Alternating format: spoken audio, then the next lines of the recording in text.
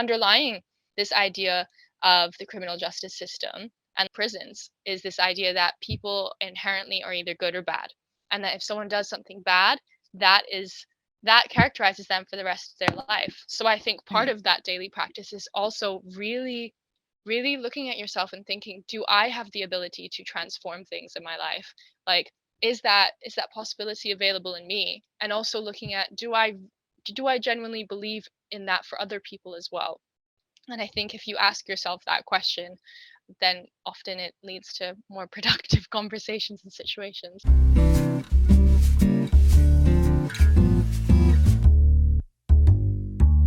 Hi, this is the Ignoramus's Guide to Surviving Humanity. I'm Ileana Chan with your co-host today, Sayorsa. Sayorsa. Still so good, but still unsure. Still unsure.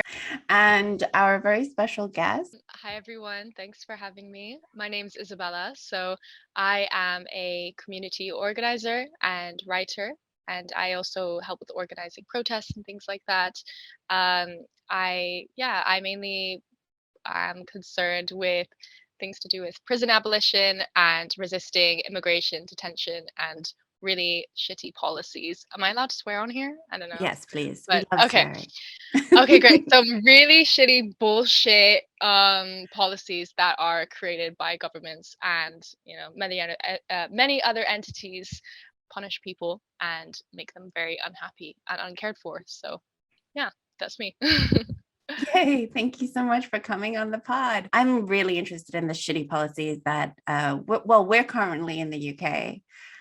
So I guess we could jump right into it. What's up with the whole Rwanda situation? Because I've heard from people who are like, well, it's really good because we don't have space here.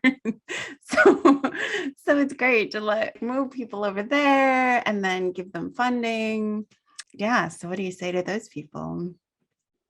I think they should read some things, potentially articles about why it's not so great an idea. I mean, it's quite difficult because, especially, I mean, I think in all politics, but UK politics in particular at the moment, there's an incredible amount of spin and misinformation around migration policy, and there always has been, and it's only gotten worse. And to quickly, in a nutshell, explain what it is that's going on with Rwanda, in April of this year, the UK Home Secretary Priti Patel, she announced the beginnings of another really devastating blow to migrant rights here, and said that there's going to be these planned deportations of asylum seekers, and the plan was to deport them to Rwanda. And the idea is that this was all in the name of efficiency, to provide more time to process their asylum applications and things like that. That it was going to be more cost effective. It would be an effective partnership with the Rwanda government. So yeah, this being made possible by the recent introduction of the UK Nationality and Borders Act. And so what it allows the government to do is to transfer migrants to what is called a safe third country to do the processing bit. And it's yeah, it's really a bunch of bullshit because it's unethical on many grounds. I mean, we've seen that, the UNHCR has itself challenged it on human rights grounds, for many reasons, and one of them being that, in Rwanda, like, the UK government itself has acknowledged that it is not there's a lot of discrimination and abuse, including from local authorities, of LGBT plus individuals, and that there's no specific anti-discrimination laws to protect them. So essentially sending people that are seeking asylum, often because of discrimination due to their identity, to a country where the UK government is acknowledging that they'd be put in danger, I mean, that's inherently, a threat to their human rights. And additionally, been made very clear that in Rwanda there would be even more of a lack of legal aid available to those people seeking asylum and translation services.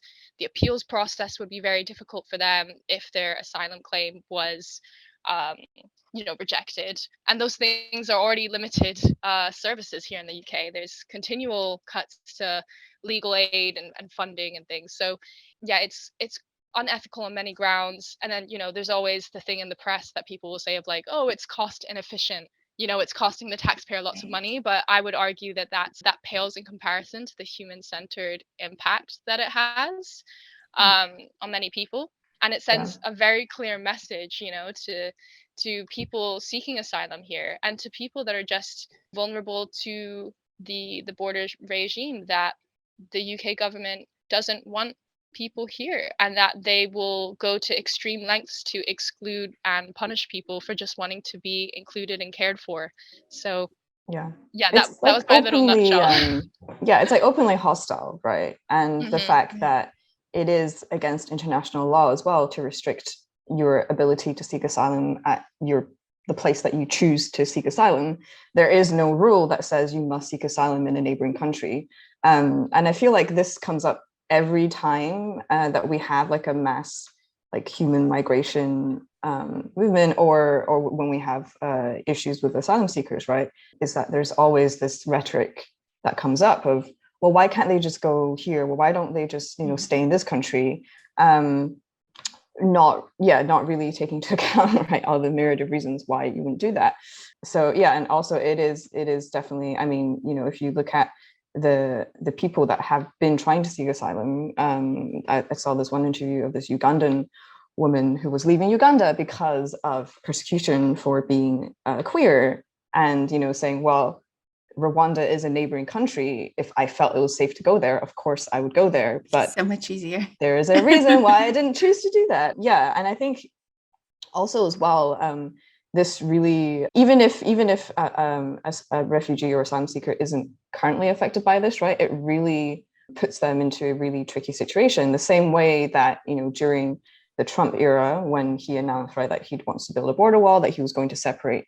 I mean, not that was a new policy, right, but he was going to continue to separate kids from their parents at the border, it just in a slightly more cruel way, I think. More overt, I think, rather than anything like else, right? Like Hillary Clinton talked about a fence. He talked about a wall. But that's right. But what that did, right, was essentially put people into a state of panic, because it's not going to stop them necessarily from crossing the border or from making a trip, right? Because if you feel like your life's in danger, you're going to do that anyway. But what it did do was make them feel like they would not be welcome, or they'd be turned away, or that they were in even more desperate situation than they're already in. So yeah, it doesn't make sense on any level, and as Isabella is saying, at the human level, it's just cruel, right? There's no other ways about it. It's not effective, it's just cruel. And I think it is part of a larger sentiment, right, that this Conservative government has been pushing forward. It's not a surprise that it's like linked not just to the Borders bill, right, but also linked to like the police crime sentencing bill as well.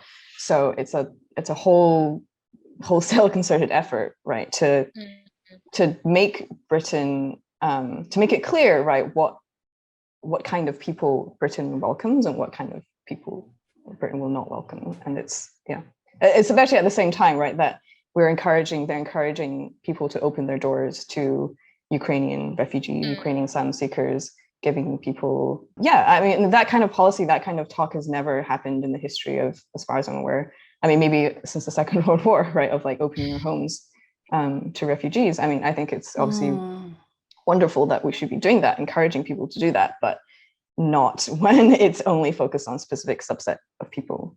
That's when it becomes really problematic. Something that it's really symptomatic of like the wider, like the relationship that abolitionist groups have with the media. It's quite difficult, because often they'll seize upon this idea of like who is a good immigrant, who is a good asylum seeker, and then we have to be careful, because it's like we use the platform to or use the situation to raise awareness about this this wider issue, but often that gets like subsumed into this tiny thing of like, oh yeah, this is all about just these Rwanda deportations, or this is all about just Ukrainian refugees, so it's really difficult reckoning with that, and wrestling with like that relationship with the media. But yeah, Yeah, it's, that's a really good same old point story, I too, guess. because you can see how the Ukrainian refugee, ironically, the Ukrainian refugee situation, because they're the worthy victims, are also used to get more funding for weapons for Ukraine. Like, so it's like ironically a pro-war way And to more market, NATO membership at this point, and more NATO. right? Yeah. So And they don't more even know war where those lives. weapons are going either. Like, Yes. I they're mean, Have they we have ever? no way to track it, but I think we're pretty certain they're just coming back to Europe through the black market. I think that's kind of obvious. Yeah, it's ridiculous. With abolition, there are, I mean, it's such a, I think it's still very controversial. It's like a controversial topic. Sayorsa, this was your idea for this series, which I loved. Thank you. So what was the inspiration for this? Why did you want to do this series, and why abolition? And Yeah, absolutely. I think the intention is to make these really broad, wide-ranging topics accessible, and not accessible in the sense that, oh, now I get it after listening to an hour podcast. I guess more tangible, I mean, everything. maybe? Yeah, the theories of them obviously have been established for a very long time, right? There's a lot of literature on it, so I think it can perhaps be a bit overwhelming. And also, I think people a lot of the time don't see or find it difficult to see the practical applications of it. And also, I think people tend to view abolition as this really obscure or faraway end goal that's not, within their imagination. So they find it difficult to bridge the gap between what the current reality is, which obviously we're very far from abolition, Right. to what abolition looks like. And so, with this, and I think we managed to do it with our mutual aid conversation as well, right? Is to make it seem like it is more of a everyday intention that you have to practice, and it is a practice, right? What things in my life can be abolition focused, and what things in my life, are maybe contrary to that, quite, I think, a value-led or a principle-led belief, right? So I think it's about training yourself to be constantly thinking about everything through that lens. And also, I think the reason why conversations about abolition have not been successful or have been really difficult to cultivate, although I think it is improving, I think there's loads of like abolition reading groups, and even the fact that it's now discussed poorly in mainstream media, right? The fact that it is being discussed is something that's quite new. But I think and again, there's another failure of the media, right, is that what tends to happen, and what tends to be the focus of conversation, is the extreme cases, right? Because anytime you talk about prison abolition, the question inevitably, the first question everyone has is, well, what about the murderers and the rapists? Well, what about the really violent offenders? And it's like, well, we don't even have to talk about those things. We can very much easily talk about really simple, like low level criminal activity or non-violent offenses, right? Like, why don't we start there in terms of a solution? And then, because abolition is not just based on one thing, like getting rid of prisons, getting rid of borders, getting rid of, the criminal justice system, the fact that it is systemic and holistic, the more that we talk about abolition, I think the more it also just helps people in those conversations to connect those dots between all these different avenues, and then realize that actually we're not talking about different things. And I think in this conversation as well, we will talk about mutual aid, and we will talk about, solidarity, right? So all of these things will kind of come together. Right. So hopefully people will feel like they are closer to practicing abolition in their daily lives in some capacity or another. That is a good point, because one of the first things that I always hear with defund the police would be, well, what do you do without police? What do you do without prisons? So what do we do? I'll jump in here. Please. So I think Sayorsa makes a really good point about abolition as a practice in daily life. It can be really easy to think, oh, it doesn't exist, but I would argue it already does in many senses. And I think, one of the biggest blocks towards understanding abolition is this idea that because currently the criminal justice system and the way we know it, like this punitive idea of justice, it's presented as this catch-all solution to every single problem in our whole entire world. And it's an inherently, really capitalist way of thinking.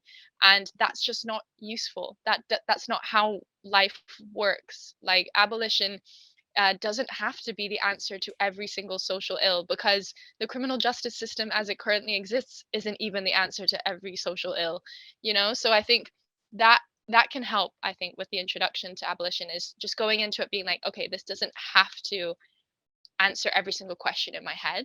But to get back to your question of what what abolition is and what does it look like, it's really about dismantling this idea of punitive justice, that in order for like healing to happen or a right to be wronged, that someone has to be punished in a violent way, whether it's imprisoning them or hurting them in some way, that's necessarily going to prevent that harm in the first place, and also account for the justice that needs to happen, the healing that needs to happen for the victim, for the people that have experienced that.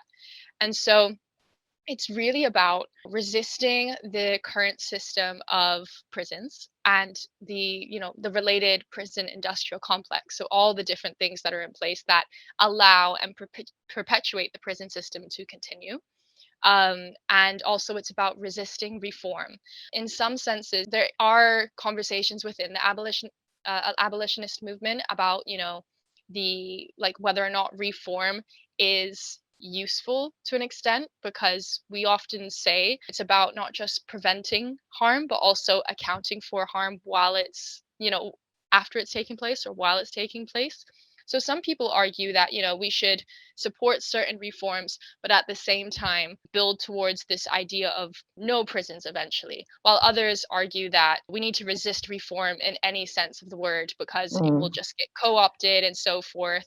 So there I think is, that's a really important point there about Mhm. the difference between reform and abolition, because I think this is where people also get stuck on quite easily, excuse me, as well. And I think this is why abolition makes it maybe more complex, but I think the nuances needed and critical, right? Otherwise, without the nuance, we're not really going to make the changes or be able to identify where the changes need to be made, right? To see the change that we want. So, I mean, it's a thing that came up a lot during the first wave of, defund the police right back in 2020, when I think everybody was looking for a catchy slogan or a catchy solution, right, that would kind of make everyone agree or something, or make everyone kind of understand, what defund meant or what abolition is. But what ended up happening was it got really co-opted and got really messy when people started putting forward what we would call reformist reforms and not abolitionist reforms. So things like body cams, right? Like that was a really popular topic, and it still is quite a popular topic right now of, well, let's just give the police body cams, right? And that will prevent somehow, more violence. And I think the other great thing about abolition is that when you're looking at policies through an abolitionist lens, you think a lot more about the intention and the effect of it, versus right now where you kind of go in without really thinking about those things critically, right? It's all about, okay, how do I punish this person as much as possible, or how do I catch them so I can punish them?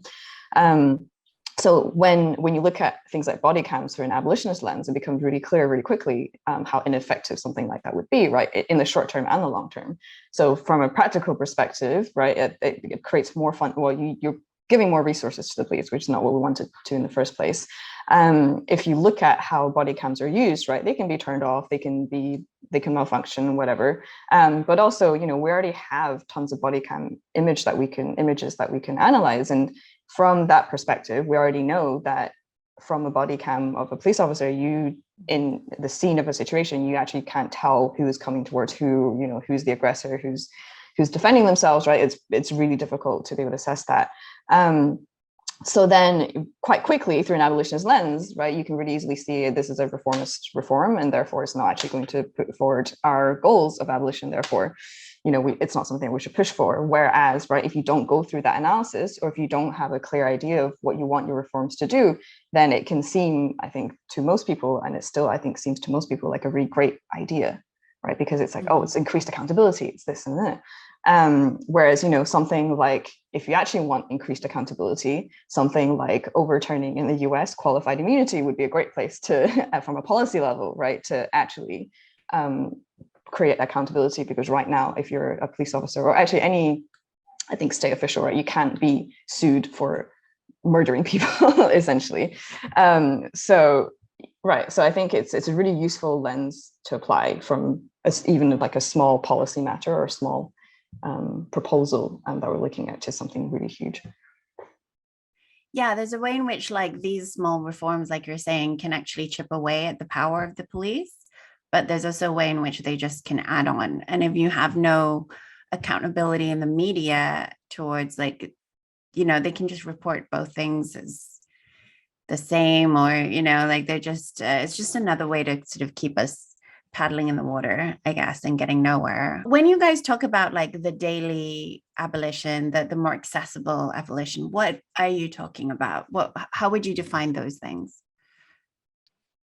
So I think, one thing, for example, is like, I mean, it's even in the relationships between, each other. Like if you have like, this might be a little bit of an extreme example, but say within your friend group, there is a case of like domestic abuse or sexual abuse between two of the people in your group. And the first reaction most people have is, oh my gosh, let's cancel this person, let's put their picture up on social media, let's tell everyone that it happened, let's shun that person, they're no longer part of the group, this kind of like this mentality, right?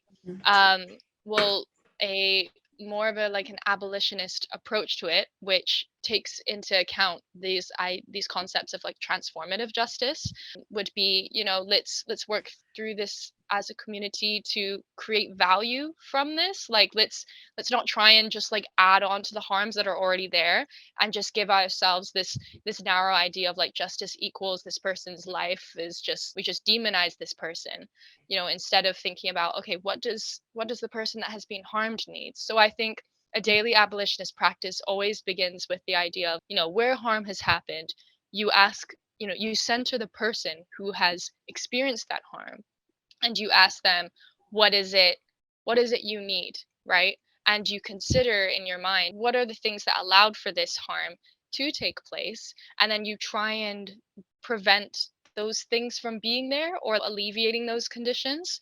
So I think I think at daily abolitionist practice, it involves asking yourself questions about, is the punishment that I am putting or like imposing on someone because of something they've done, like, or this way I'm holding someone accountable, does it change something?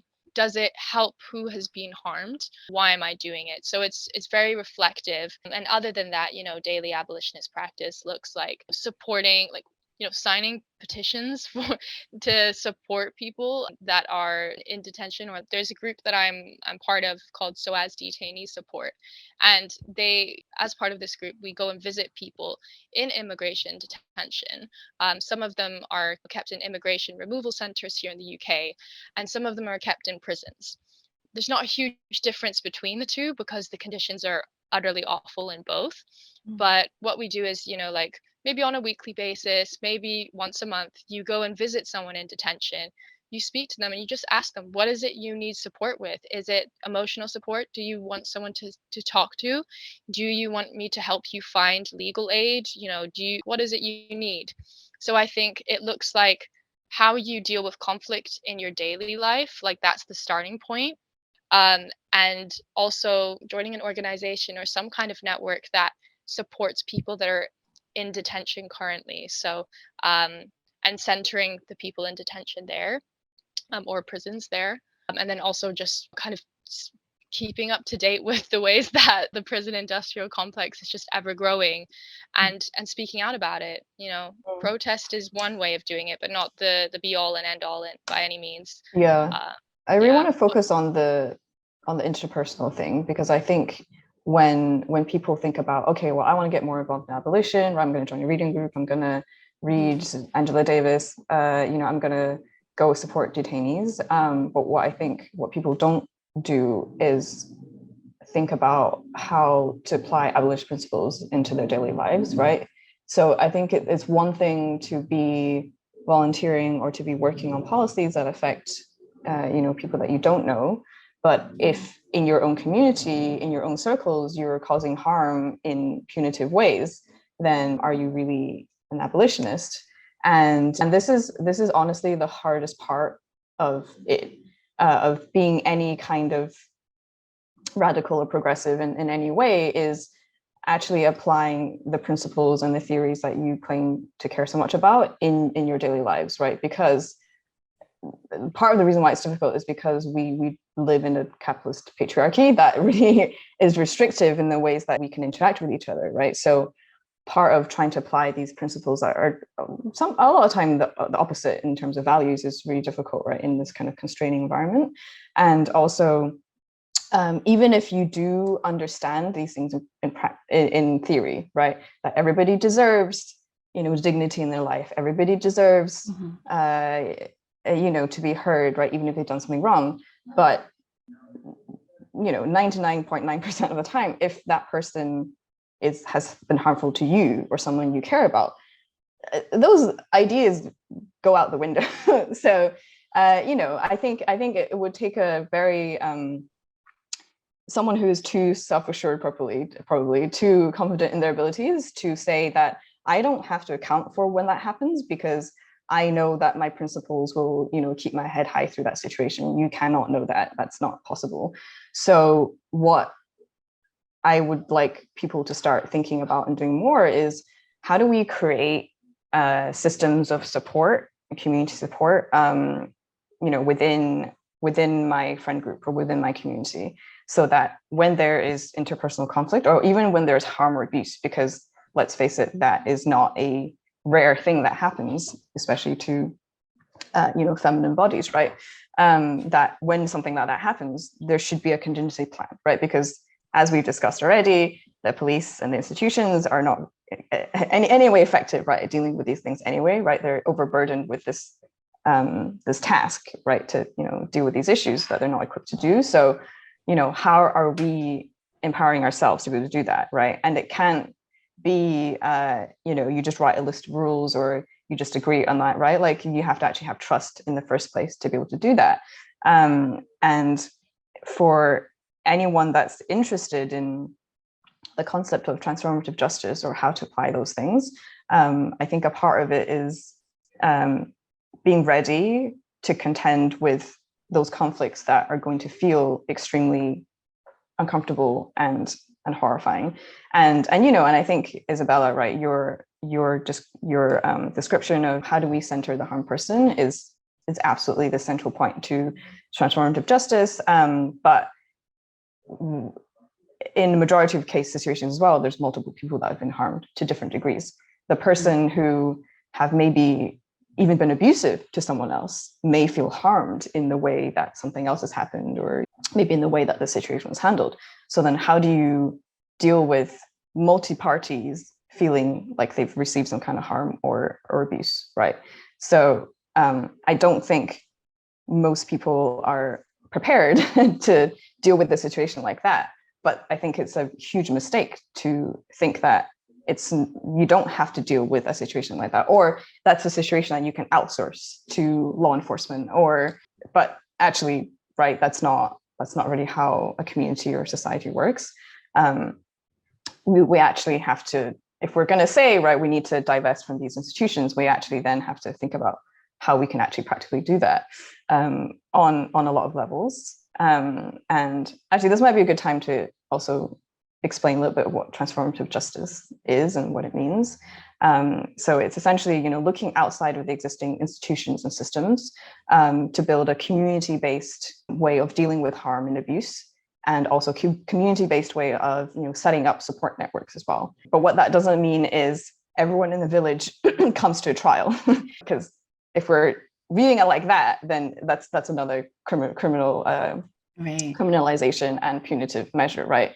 So it's not about involving everyone in the community with every single issue. It's about looking at conflicts, looking at the level of the conflict, looking at the level of the harm and the abuse, and then determining from that, who does need to be involved, right? Who's a trusted person. And again, it's not about getting an external judge to things. I think a lot of people, right, it's so interesting trying to like talk about these ideas with people, because we're like, the criminal justice system is just so ingrained into our brains, right? Through like media, through TV, through like all that consumption, is that as soon as you start to say something like transformative justice or this is more fair, and then you start to say, okay, well, here's how it works, people start being like, oh, so you get a judge in, or oh, so surely you need to get someone in who's completely independent, who's impartial, right? And it's like, why is impartiality important?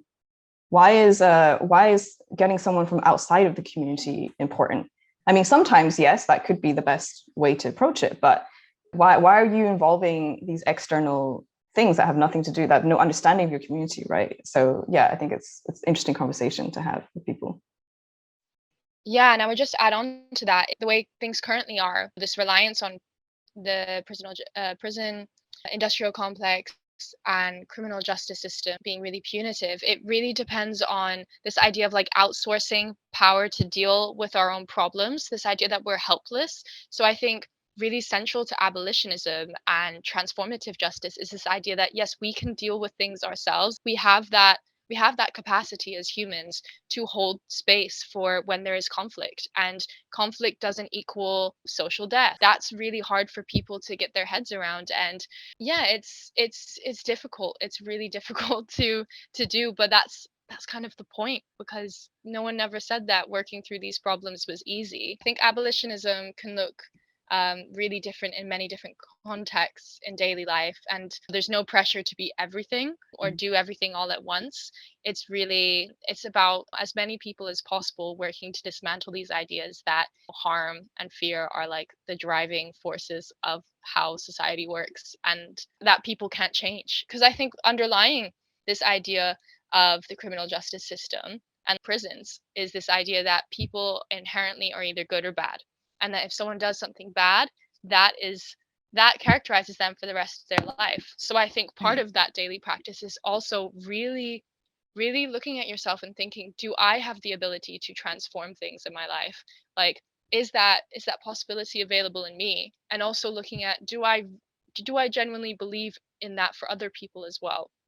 And I think if you ask yourself that question, then often it leads to more productive conversations and situations. Yeah, that's kind of a beautiful way of looking at it. One of the concerns that I would have, or maybe the ignoramus would have, would be, oftentimes I think people don't really articulate what their principles are.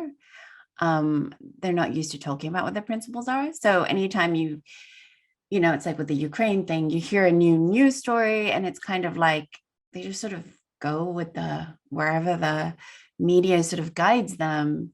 And so in terms of abolition, it's really, I think what you're saying, it's really up to our own personal responsibility to figure out what our integrity is, what our principles are.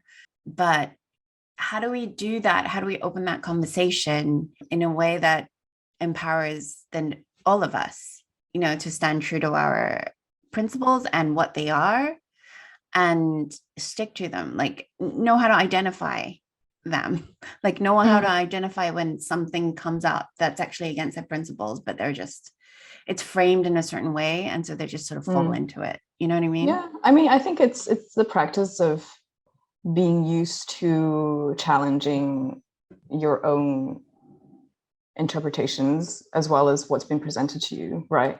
And I don't mean, be paranoid about everything or question everything, right? That's question everything. That's not necessarily effective.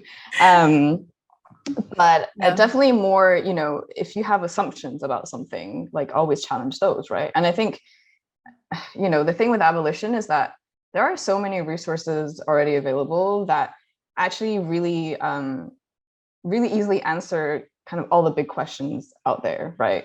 So it is one of those things that if you truly are curious, or if you truly do have questions about abolition, I very doubt that your questions have not been answered already in a really easy way, like probably, something written in the 70s probably can answer your question about what you're thinking now.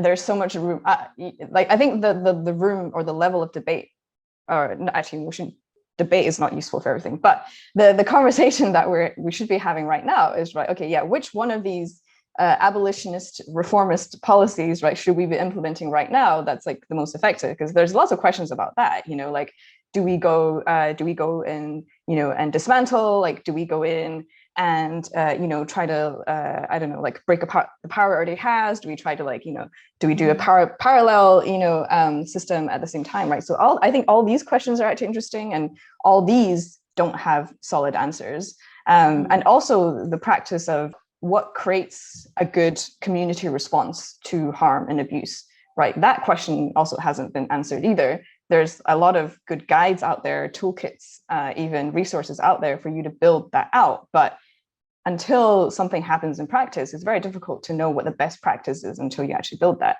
So so I think the easier questions of people who are, still dealing with the morality of, I think, abolition, right? That's actually where the easy questions are. So, work through those in your own time. And then hopefully you'll arrive at a place where you're ready to talk about, like, okay, I mean, you think it's easy because you have read about it, and I guess you've thought about it. But the truth is, like, I think people it's like everything really that the media does. Like the Julian Assange case, to me, is like a really good example, because it just shows that we're not living in a free democracy when we're in cahoots with the US, putting someone who's committed no crimes in maximum security prison for the last 3 years. But sometimes when I talk to people about Assange, it's just like, I don't like him. It's like, he exposed our war crimes and you just don't like him, and you think that's enough. Do you know what I mean? So it's like, people aren't aware that what is your principle, they're not aware of that, because they get thrown off by this, like, well, he sounds intelligent, he's like really shrill when he talks, it's like these like very superficial things, but they're very persuasive to people, I think. I think they're persuasive if you don't have a good framework in your mind, right, as you're saying, to work, right? They don't, exactly. So that's what we need to do, right? So start building up these concepts in our mind of, like, what is acceptable and what is not. And what I meant in terms of saying it's easy is that if you have a question about, well, what does abolition have to say about murderers and rapists, right? Right. Okay. There's answers out there to how abolition deals with murderers and rapists. So, in that sense, it's like, if because I think a lot of the time people have questions that are not well-intentioned, in the sense that it's a question to start a discussion or argument on essentially like a red herring or like a straw man, right? So you end up going down this road, because if I respond to someone who is asked about murders and rapists, I know their intention isn't actually because they're concerned about murders and rapists. They are trying to catch me out because they think that that's a gotcha moment for abolitionists. But I think sometimes it could just be that, like, they might have a fear about, well, what happens if there's no prisons? What? Absolutely. So so I would start obviously to explain that, right? And then, obviously, yes, whatever their follow-up question is going to be indicative of what their actual intent was. Right. But I think what I mean is that if you go down the route of explaining that, and then the follow-up question is, something, well, what about this other situation, right? What you end up doing is having a hypothetical conversation about something that's not real, when the actual conversation is the practical reality, right? Because I think a lot of the time it's like, well, what about murders and rapists in this, like, future that isn't real, versus, well, actually, let's talk about what's happening to murders and rapists right now under the current system of prisons and police, right? And how that is clearly not working or effective, right? That's a much more urgent conversation than a hypothetical situation, right, that hasn't happened or isn't going to happen, because that's not actually what abolition is about. So it's if you know about abolition, it's about how to redirect those conversations and how to have an engaging or meaningful conversation, right? And then if you don't know about abolition, it's you can easily get those kind of nagging questions out of the way on your own. And then, the place to have more nuanced conversations is the spaces in between of, well, then how do we practically apply abolition, and what would actually maybe be more harmful if we tried it, right? At least that's where I think where the more interesting conversations are. Yeah, I would add on to this. Like, I think it's difficult because whenever I have a conversation with someone about abolition, they're like, this sounds like this beautiful utopia and this sounds amazing. This is great. And then those questions of, it tends to always be the questions of, okay, what about sexual abuse? What about domestic abuse? Right. What about, things happening to children? Those like highly emotive topics that everyone knows are a kind of like, they're a moral flag, like kind of litmus test, right? They're like, oh, if Right. you don't have an opinion on this, you're not a good human being. And to echo what's been said already, but also just to kind of like expand a little bit more, I think that really central to abolitionism and transformative justice is radical honesty. And one of the most honest things that we can say to people actually is that we are not saying that harm does not exist, point blank, period, in this world where prisons have been abolished. Harm is part of life. The current criminal justice system tells in a horrible lie to people that because we have prisons, because we have laws, that means people won't break them, or if they do, then might have been harmed, but less people will harm. When we see, by the facts and figures and lived experiences, that it doesn't really prevent harm from taking place a lot of the time. So I think a lot of what we are doing is being really honest with people in contrast to the lies they're told that there can be a world where you are protected no matter what, because we can't tell that to people. Mhm. We don't necessarily owe it to people to tell them like that no matter what in this life you will never be harmed, there will never be something that happens to you. And that might sound like a really out there kind of response, but it's not an uncaring one. And I think what Sayorsa is saying as well, it doesn't come from an uncaring place. It comes from a place of real compassion, actually, and real honesty. And I think that's what people are owed, actually. Like we've been saying, abolitionism is a practice. It's about there are gonna be challenges that come up, and you can, and I advise people to read or listen to as much as they can, because there is quite a philosophical element to abolitionism in contrast to the mindlessness of the current criminal justice system. Yeah, I think reading is essential, but also just living it. And you will make mistakes. Like sometimes you will deviate from your principles. People do that. That's Yeah, that's a normal thing. I but think you it's have about to creating practice it. space. You have to practice it, I think, but I think they're also part of abolitionism is creating space for, if you make a mistake, or if, you deviate slightly, that it's not the end of the road. There's not punishment for that. It's Right. about, okay, what do we do from here? And creating the space where you can be radically honest about and own up to things and hold yourself accountable.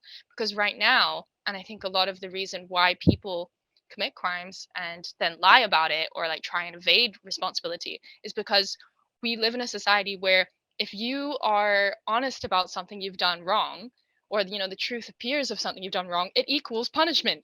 So how can we ever expect people to be honest with us, or to hold themselves accountable for something, if the current way that things work, that equals punishment? It's so it's so backwards if you think about it. Like, so yeah, I think it's really about creating space for people to be able to own up to when they do harms or when they're wrong, even in their practice in a daily way. So I like this idea of that there is you're able to have conversation around, you're able to have empathy for even the unworthy victims, yourself, everyone, even the privileged, so that you can make mistakes and you can still talk about it and have that.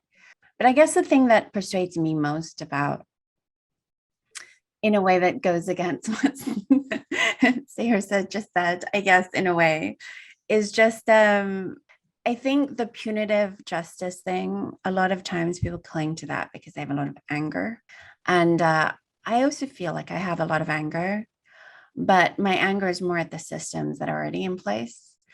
And so my sort of persuasion towards abolition would be, we know our systems aren't working, like in this country and in the US. We know they don't work. Instead of just keep trying to reform a system that is going to squash any sort of egalitarian results, we might as well, even if we don't have the perfect answer for what is like the utopian system or the utopian answer, we might as well abolish what is not working and try to figure out together what is, right? I mean, is Yeah. that a kind of... And abolition is definitely It's not. I think a lot of people only think about in terms of tearing down or, you know, abolishing or, you know, dismantling or, you know, defunding, whatever term you want to use. I think for a moment, people were saying, well, you know, defund the police wasn't a strong enough message because it didn't say. But, you know, I think that is a bit weak, especially because, you know, defund the police was such a central message. And again, right, if you claim to be pro Black Lives Matter, then, you know, I feel like it's quite low effort to Google what defund the police means as a policy, you know, ask. Yeah. So I think that's a bit weak. I think the reason why people didn't respond to it is because people just didn't believe in it. Right. Like, well, I mean, I don't think that's fair. I think it's like anything that they could have said, any slogan, it would have been the perfect slogan, and the media would have dismantled it in a way. Right. So, yeah. like, but that's what I mean. It's like there was no momentum of the people or the media to actually get behind it. There was not enough. They said, even if it was the most clear, obvious, concise thing, right? It would just never. They would have torn it down. Yeah, absolutely. So I think what is important to focus on is, you know, abolitionists never say, and then tomorrow we'll get rid of prisons and that's it, right? It's really a matter of no. Actually, it's the concept of harm reduction is really central as well. Harm reduction as a practical term to mean, you know, how do we make sure, right, that people, first of all, aren't being punished for something that is either a health issue or like a social policy issue. And what's the way that we can do that, right, without causing the most amount of harm, that kind of thing. It doesn't mean voting for Joe Biden over Donald Trump, which a lot of people were saying at the time. That's just harm on harm. Anyway, so abolition is very much about, you know, what can we do instead at the same time, or even to get ahead of whatever things that we do actually want to dismantle to make more people safer as well. That is really what would be great if the media would focus on, right? Because what we also have a problem right now in that the way that the media reports, their sources are extremely narrow, right? That's why whenever you see the State Department, whenever you see a report that has anything to do with the police, right, that has anything to do with any police department, the quotes are already heavily from within the police departments, or you know, from basically it's coming from inside the house, right? So right now when we're reporting, or when we see reporting on something, the solutions are always institutional, right? It's always the police. Well, with the police, what do you think about this police issue that the police were really inadequate to solve? Obviously the police are going to say, well, we just want more police, right? Sure, that'll help solve the problem. Or if you ask a politician, right, what do you think the solution is going to be? Well, I think you should give me more money so I can and you know, and the media rarely goes to sources where it's more of a diversified response, right? Which I think is kind of revealing, because if we talk about the practical results of abolition, or the practical results of you know, a more transformative or even restorative justice base, which is similar to transformative justice in the sense that it's centering the person that was harmed or abused, but restorative justice practices can work within the existing systems, like for example in the criminal justice system, right? It has been applied in that way. So it's actually interesting when you talk about feeling angry or feeling like punishment is a response to anger. So abolitionism isn't saying that you have no right to be angry. Actually, we're saying, you know, you have every right to be angry. That's a really valid emotion. But what abolitionism does is, okay, and then what is actually the most healing, least harmful way of a system to help you deal with that anger, right? And even when we look at evidence of real life, if we can talk about extremes now, okay, if we're talking about extreme situations like extreme violence, right? If we talk about Rwanda, or you know, the massacre there, or like actual human rights atrocities, and you know, people that have faced directly from other people, from the neighbors, like extreme violence, right? Or you know, whatever. In those situations, or even if you look at South Africa apartheid, right? After those kind of horrific mass scale incidents, what was most effective has never been, and then we put these people in prison, and then we put the head of this person and we charged them with war crimes.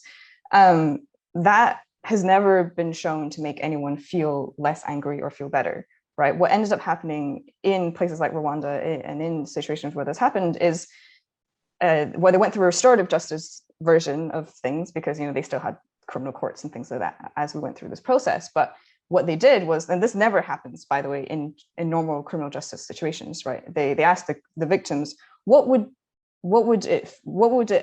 this person have to do to make you feel restored? What would this person would have to do to make you heal? And most people don't say, I want this person dead, or a lot of them would say things like, well, this person destroyed my house and I want them to help me rebuild it. This person, you know, did this and I want them to help me to fix that, or like I want them to repair it, you know?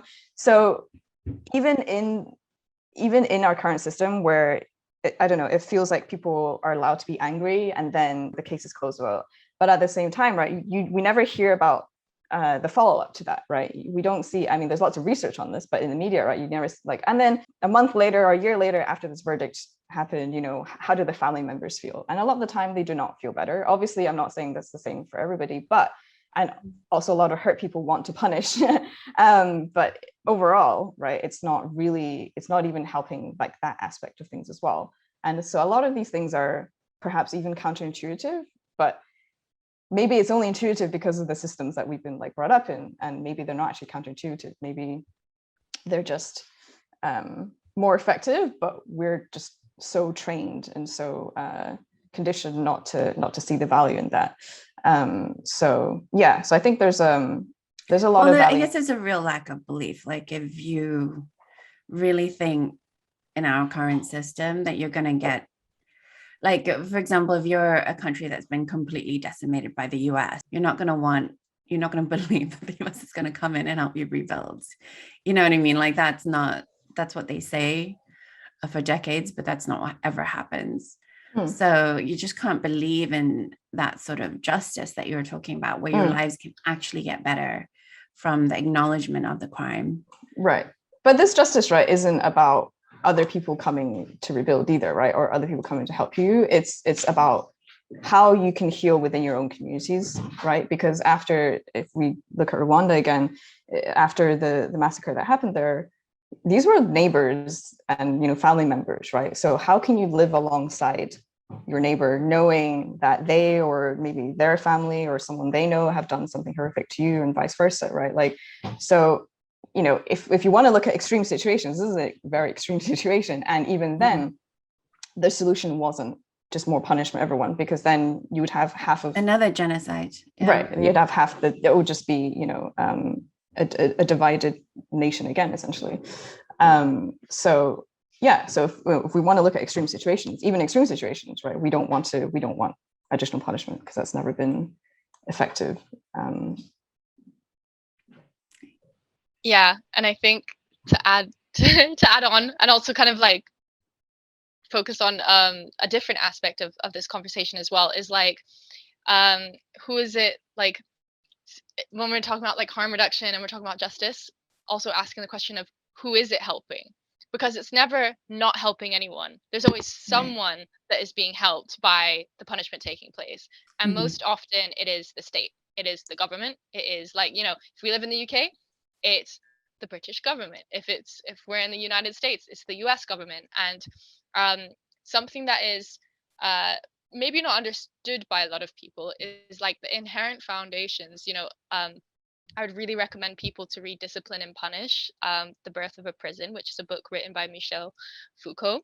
And it talks about, you know, the very foundations of prisons, and really connects them to the maintenance of power by the state, by the government, by the governing authority.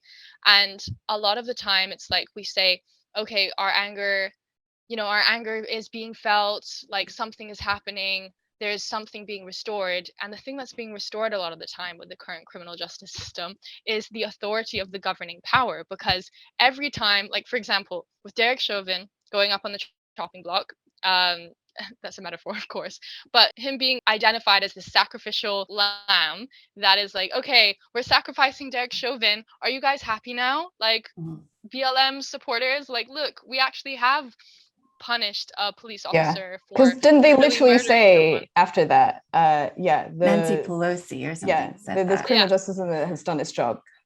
Yeah, exactly. And that's is the true. thing. It's like they get us by providing these symbolic sacrificial like Mhm. victims, like, and sometimes their own, like one of their own, like Derek Chauvin, and they'll be like, they'll put on this performance of like, look, justice still exists because this person is going to prison, so you can't tell us anything about justice not Right. existing in this world or us not helping you.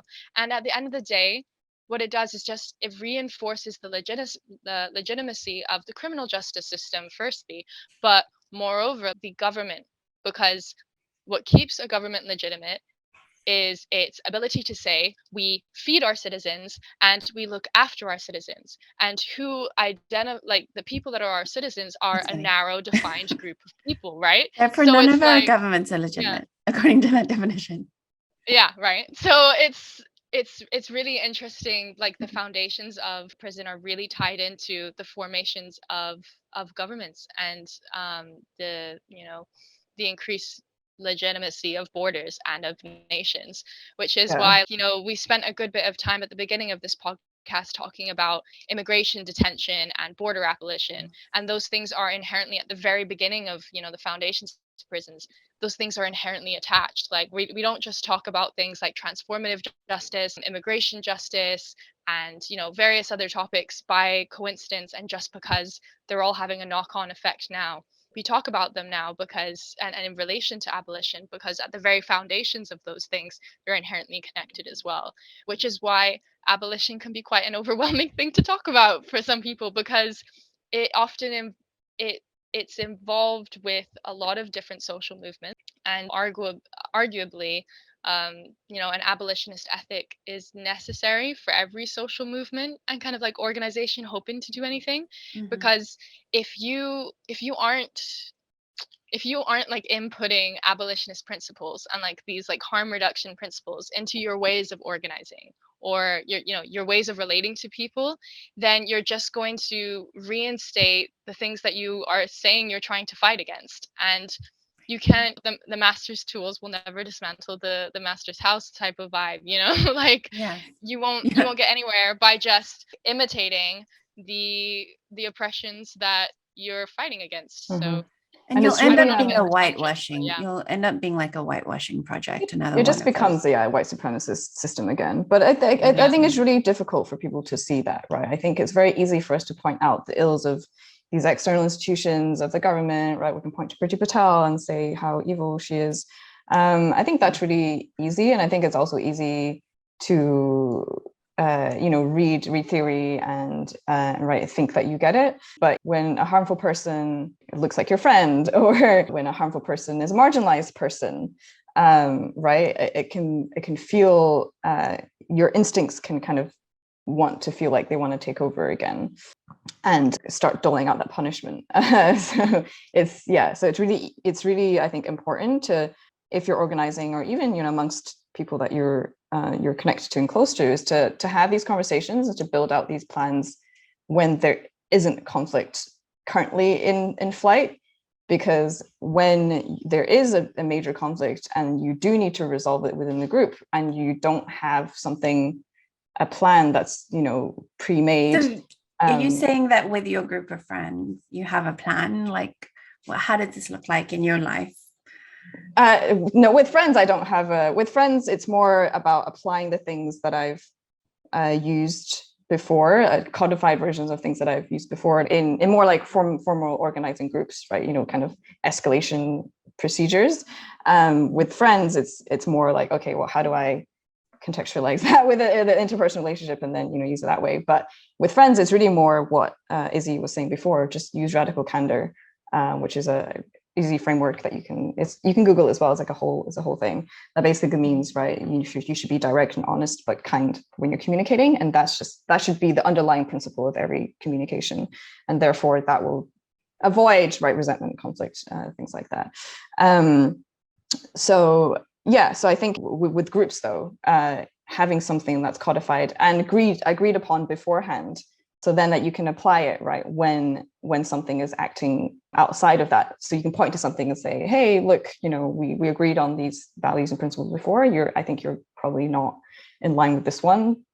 Let's think about it, and let's talk about it, to help kind of resolve that.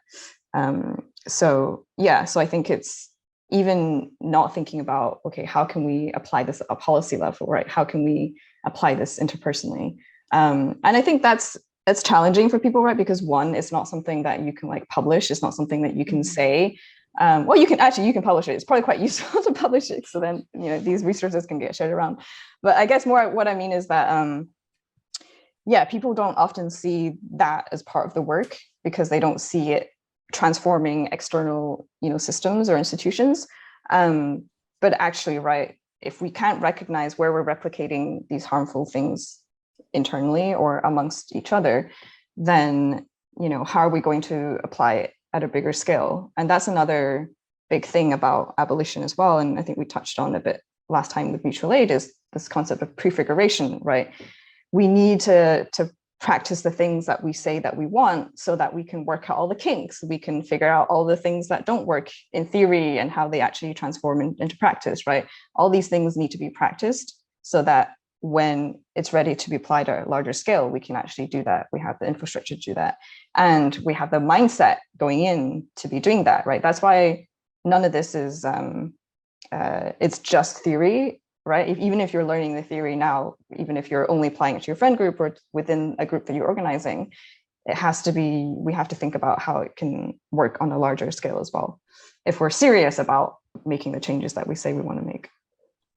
Yeah, I think sometimes I have a lot of conversations with people where, because they do feel so powerless in the world, they tend to be, well, all I can do really is just work on myself, and that's not what you're saying. I mean, yes, you're working on your interpersonal skills, but it scales. It's all the way up and down. It's not like I'm only going to work on my family and my inner peace.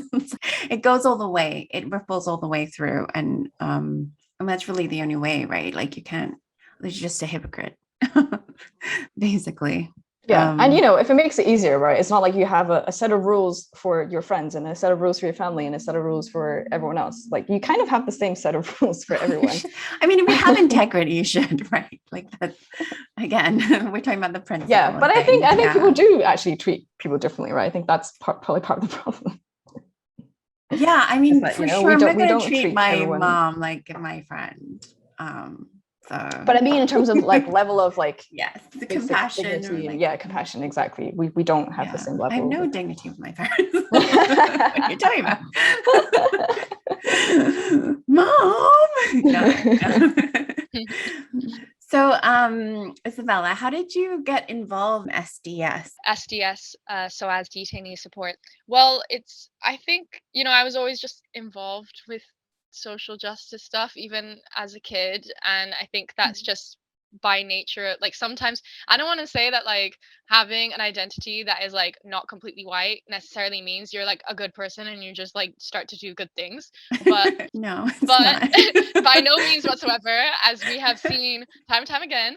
Yeah. But I do think my lived experience of kind of being an outsider in many different contexts always made me aware of those things. I was always super outspoken and I've always been involved with stuff to cut it short. But I think really going to SOAS, so that's the School of Oriental and African Studies, it's part of University of London, going there for my degree really opened my eyes and put me in community with a lot of people doing amazing things. One of the first groups that I joined at that uni, like kind of extracurricular groups, was this group called One Day Siyun, which actually is a proper registered NGO, which was founded by Vanessa Tahaye. So she works around a lot of like Eritrean human rights stuff, and it was about specifically campaigning for against the imprisonment of her uncle and many other journalists, speaking out against the Eritrean regime and dictatorship. So from that, I was like gaining some awareness of abolitionist discourse, and then moving like forward from that, I found out about SOAS detainee support. I'd always been interested in a career in law, and I started getting involved with their organizing, which was a combination of going to visit people in immigration removal centers and supporting them in a myriad of different ways, being involved with protests and different like direct actions and things. And then From that, yeah, even during university as well, I took a course called Conflicts, Rights and Justice, and there was different essay questions we could choose.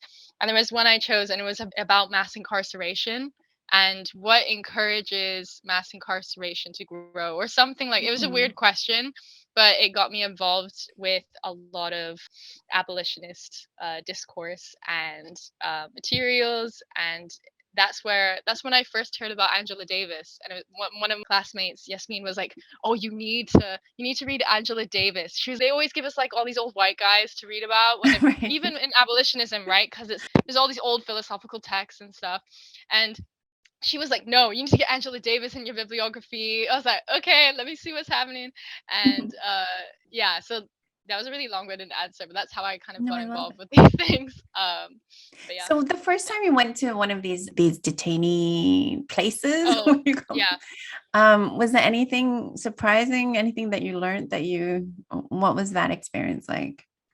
Um, well, it's okay. So the first time I went, I think the importance and the barrier of language and translation a lot of the time is quite significant, and just the inherent lack of trust that environment cultivates. It's really difficult because you'll often get put in touch with someone who's seeking support, but because that environment is so harmful and it's so horrible, people aren't necessarily super trusting or verbose about their conditions when you first meet them. There is a lot of effort that has to be put in place to build a connection a lot of the time.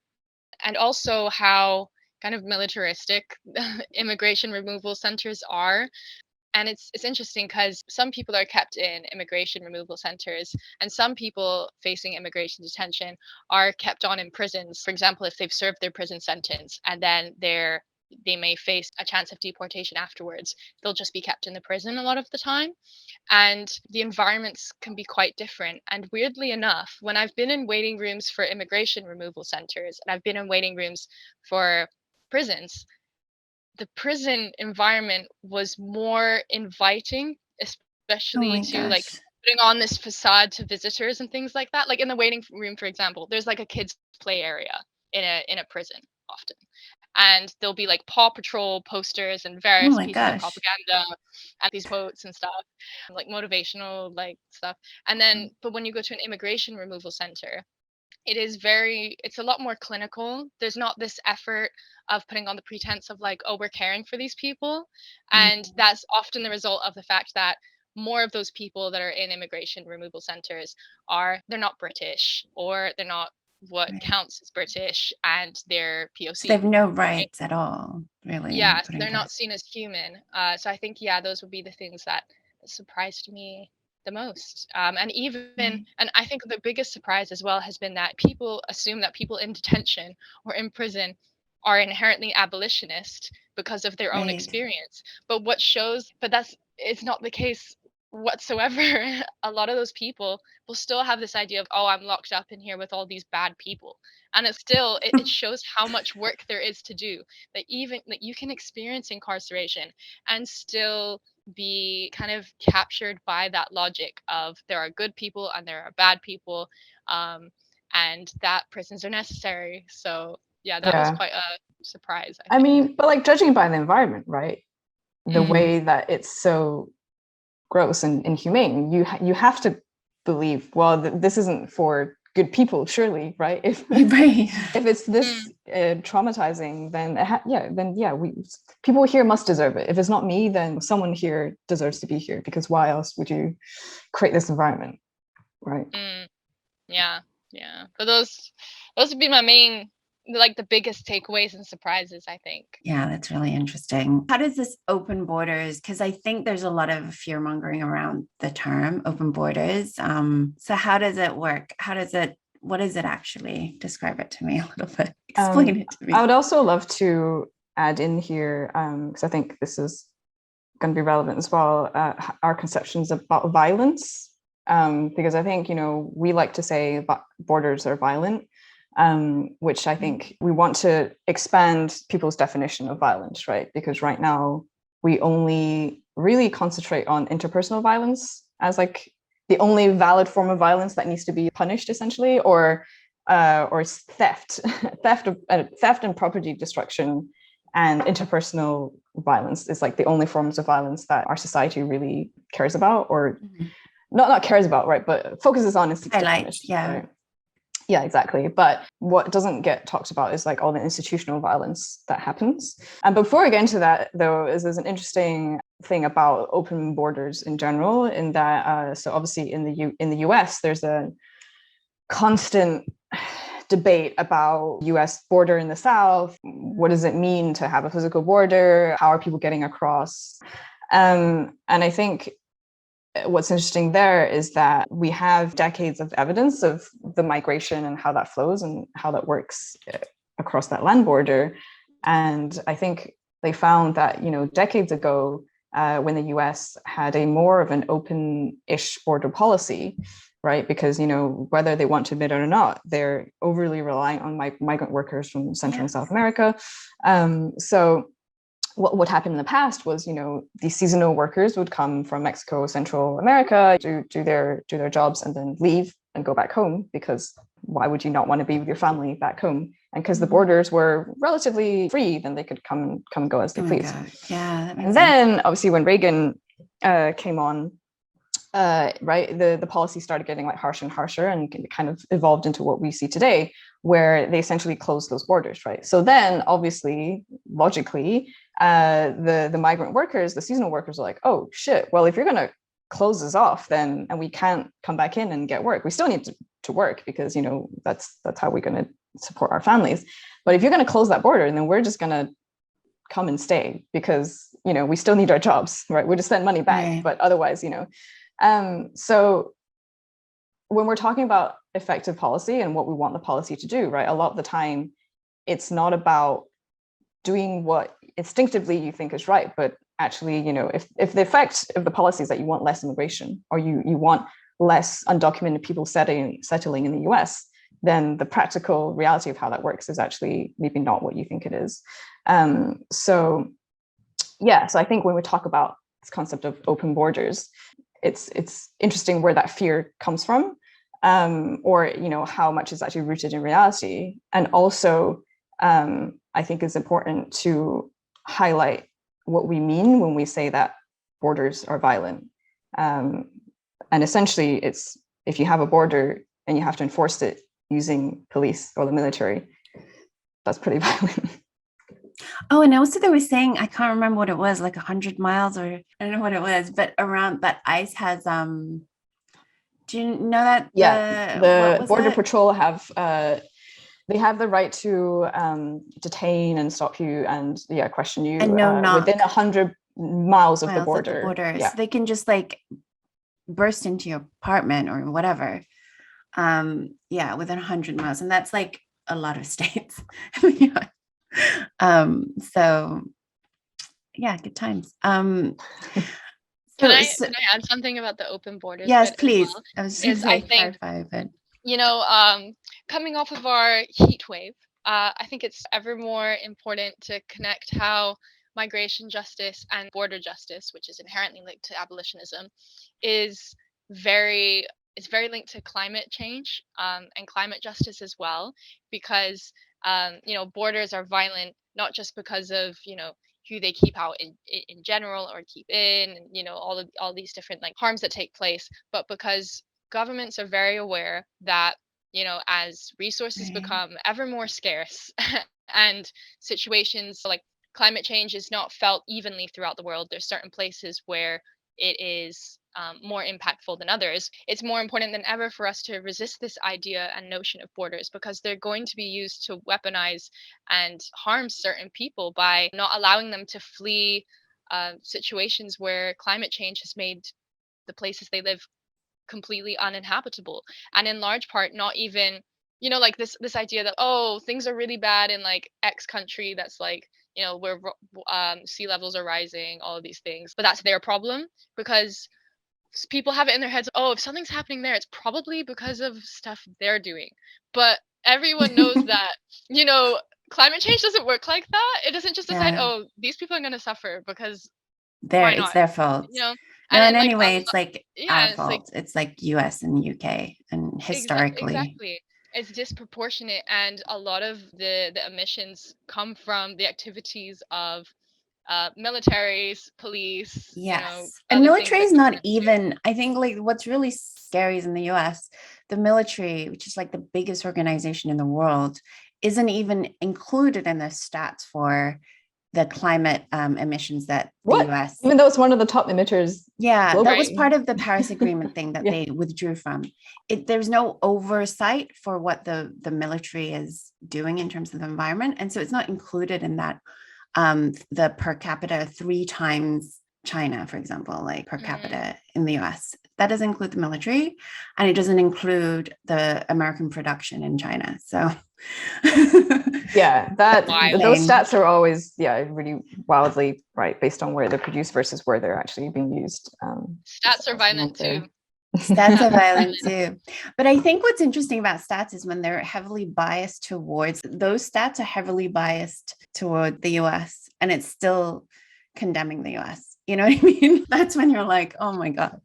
Yeah, there's no healthy level of consumption right now. There's no sustainable level of consumption in any developed country. Right. Something I would add is like something Sayorsa was saying earlier was like, abolitionism is often portrayed as really destructive, but in fact it's constructive. And I did this training to do legal observing for protests, which is basically when you're at a protest, you might have seen these people before, is like they often have like fluorescent bibs on, and they'll be there taking notes. And what they're doing is they're not monitoring you, they're monitoring the police and their behavior at the protest and how they infringe upon your rights, basically. And so by keeping that record, if you get arrested at a protest or something, and then they take you to a police station, almost forgot the word there for what police station is. So if they take you to police station, there's a written record of someone who is independent and all of that, like a legal observer, to kind of say you didn't actually do what they're trying to claim you did, and the police officer probably didn't follow XYZ steps. And so something that made me aware of, and that training was really effective, so like I would actually recommend people to do legal observer training, is that it made me aware that there's so much of an ecosystem and infrastructure of abolitionist ways of being and protecting ourselves, both at protests and in general, that most people are unaware of unless they're part of that ecosystem. I think that's important to mention. When you're at a protest, you might not realize it, but there are those legal observers that are there looking out for you. And there are also people that often can be there to provide like conflict de-escalation. Those might be just like monitors in the crowd. There should be. There might be monitors in the crowd and such. There's often, there's people in a back office who are, the legal observers will call the line to inform the back office of anything that's going on in the protest, and if there's certain things that are emerging, or the numbers of police there and things. So there are a lot of ways to protect ourselves when we're at protests that don't rely on us having to involve the police in any way. But who sends these people? It depends. But yeah, I mean, what goes into a protest, I think, is really interesting point. And Izzy, feel free to add in stuff as well. Ideally, any protest that you're organizing or attending, the idea is that it's against the establishment, probably. So if there's a police escort, I would leave, because one, it's not safe, because actually, whether you're protesting in the UK or the US, there's police officers that are always recording the crowd. And in the States, we know that is especially rough, because you will go into an FBI database, essentially, if your face is visible and is being recorded by the police. And in the UK as well, there's also like what I think they're called like community liaison officers that go to protests and try to talk to you. So if that's happening, you're not at protest.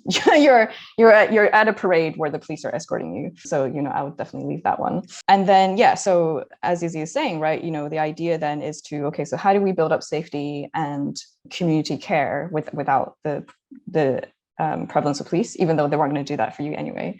Typically, I mean, ideally as well, you'll probably have multiple groups organizing like a protest if it's like as a bigger one. So there's a lot of coordination that happens between the groups of who will provide safety, who will provide, usually you want some kind of, not like security, but eyes on the ground where you're kind of assessing for threats and things like that. And especially you want to be assessing for either police escalation or for threats in the crowd. There's often plainclothes police as well in the crowds, kind of seeing what's up.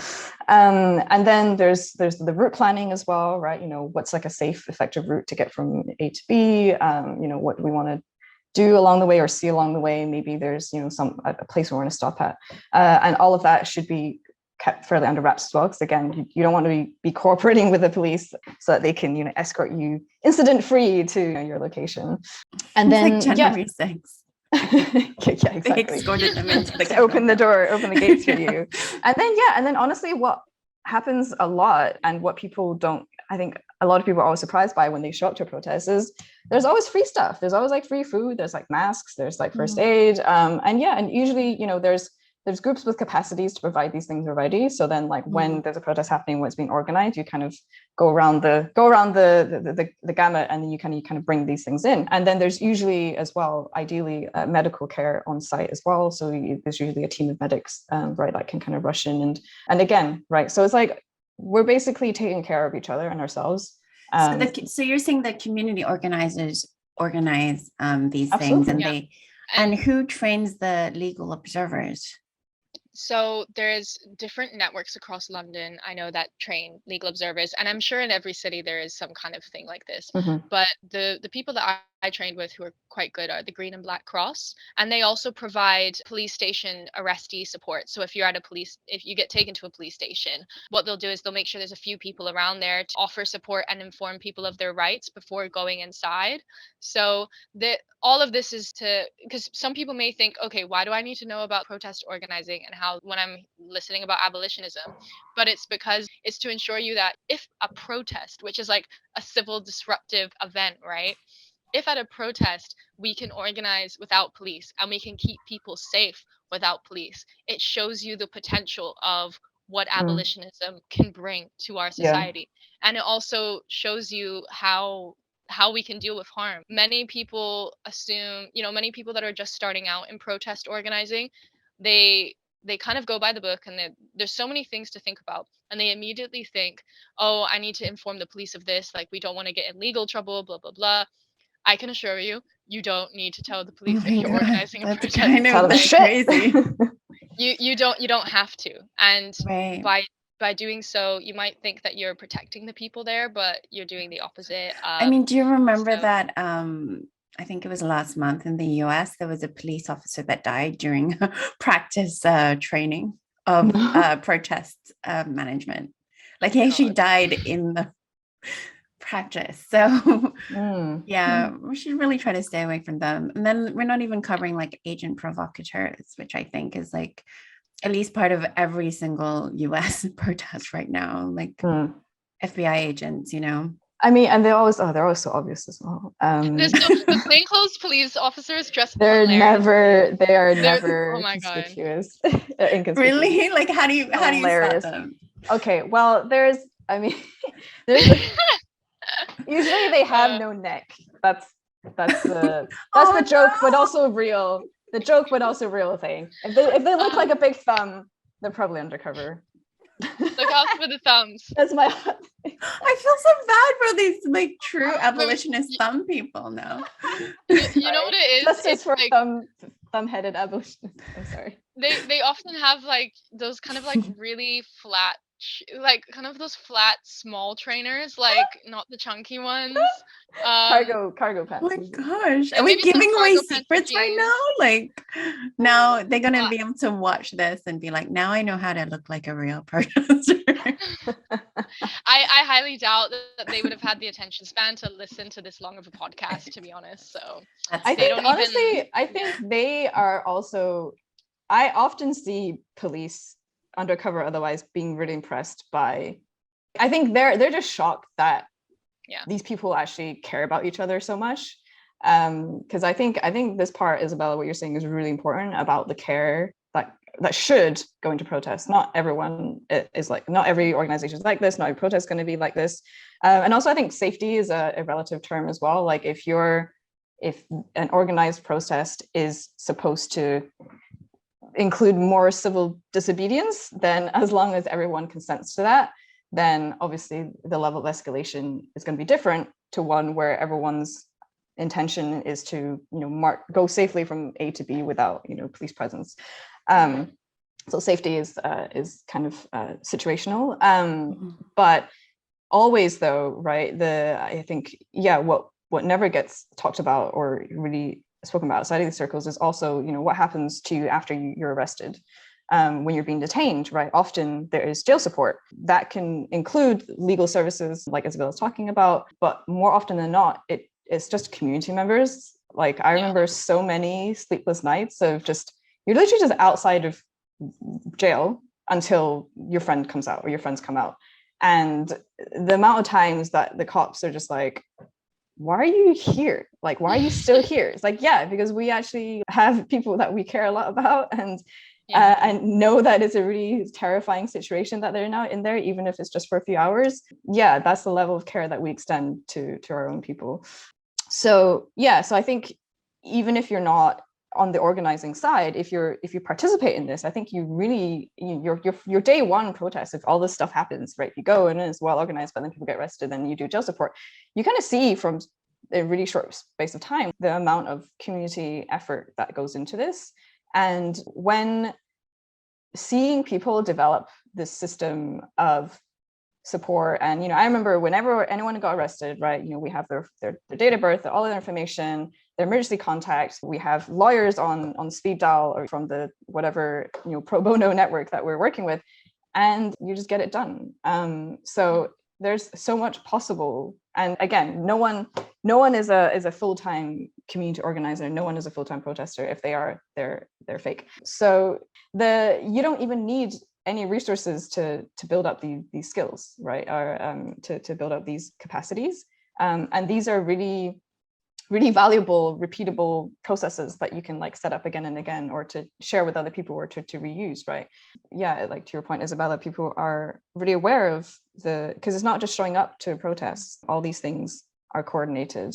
And I think, honestly, these would go a lot better as well if people maybe shared more information, or if, because what I saw a lot about the more recent protests against Roe versus Wade is that inevitably, you'd have new people coming, trying to organize, and apparently there was just a clear disconnect from Black Lives Matter, and that movement and the lessons learned there, right? And not listening to maybe the Black women that were leading those and kind of lessons learned. It's so easy to do that and connect and share information and resources. So I think maybe if you're looking for something practical, if you're looking for how to practice abolition, right? Either join a protest and kind of maybe pay more attention to the organizers, or you can ask questions, but don't interrogate them, or they'll be like, "Why are you asking?" They'll be like your thumb head. If you're wearing the wrong shoes, or you're looking particularly no necked that day, they may think that you are a cop. But or I think even if you feel like, right, you're hearing all these things and you're just like, oh, I know, but I just feel like I feel people that have been imprisoned, or they must have done something wrong, right? Then I don't know, go talk to someone in prison. That's a really great way to, you can write letters. You don't have to go to prison. There's lots of letter writing schemes for people. I mean, I think it's funny if that is the case, that all people that are imprisoned are rightfully there, then the US having over 20% of the prison population in the world would suggest that Americans are really terrible. And also not even saying that it's only 20% of people that should be in prison are in prison, so, or 10% or something. So you're saying you only have 10% of everyone that should be in prison. So you're saying that there's all these criminals out there running around being criminals anyway, 90% of them. So even by prison's own metrics, even by the criminal justice system's own metrics of, well, we punish people that are guilty, well, or we punish people that are criminals, well, you're only punishing 10% of those people anyways. You're not even delivering on what you say you are. So basically what you're saying in my maths is that 100% of US people should be in prison. that's what they think. That's what I got. But I think a final entry point into abolitionism for someone who might be like, okay, what does this look like, is particularly around psych abolition. So abolition to do with mental health and psychiatry, because it is really carceral the way that we deal, and punitive the way we deal with mental health. like crises for a lot of people, and also just like neurodivergence and different ways of being and thinking and existing in this world.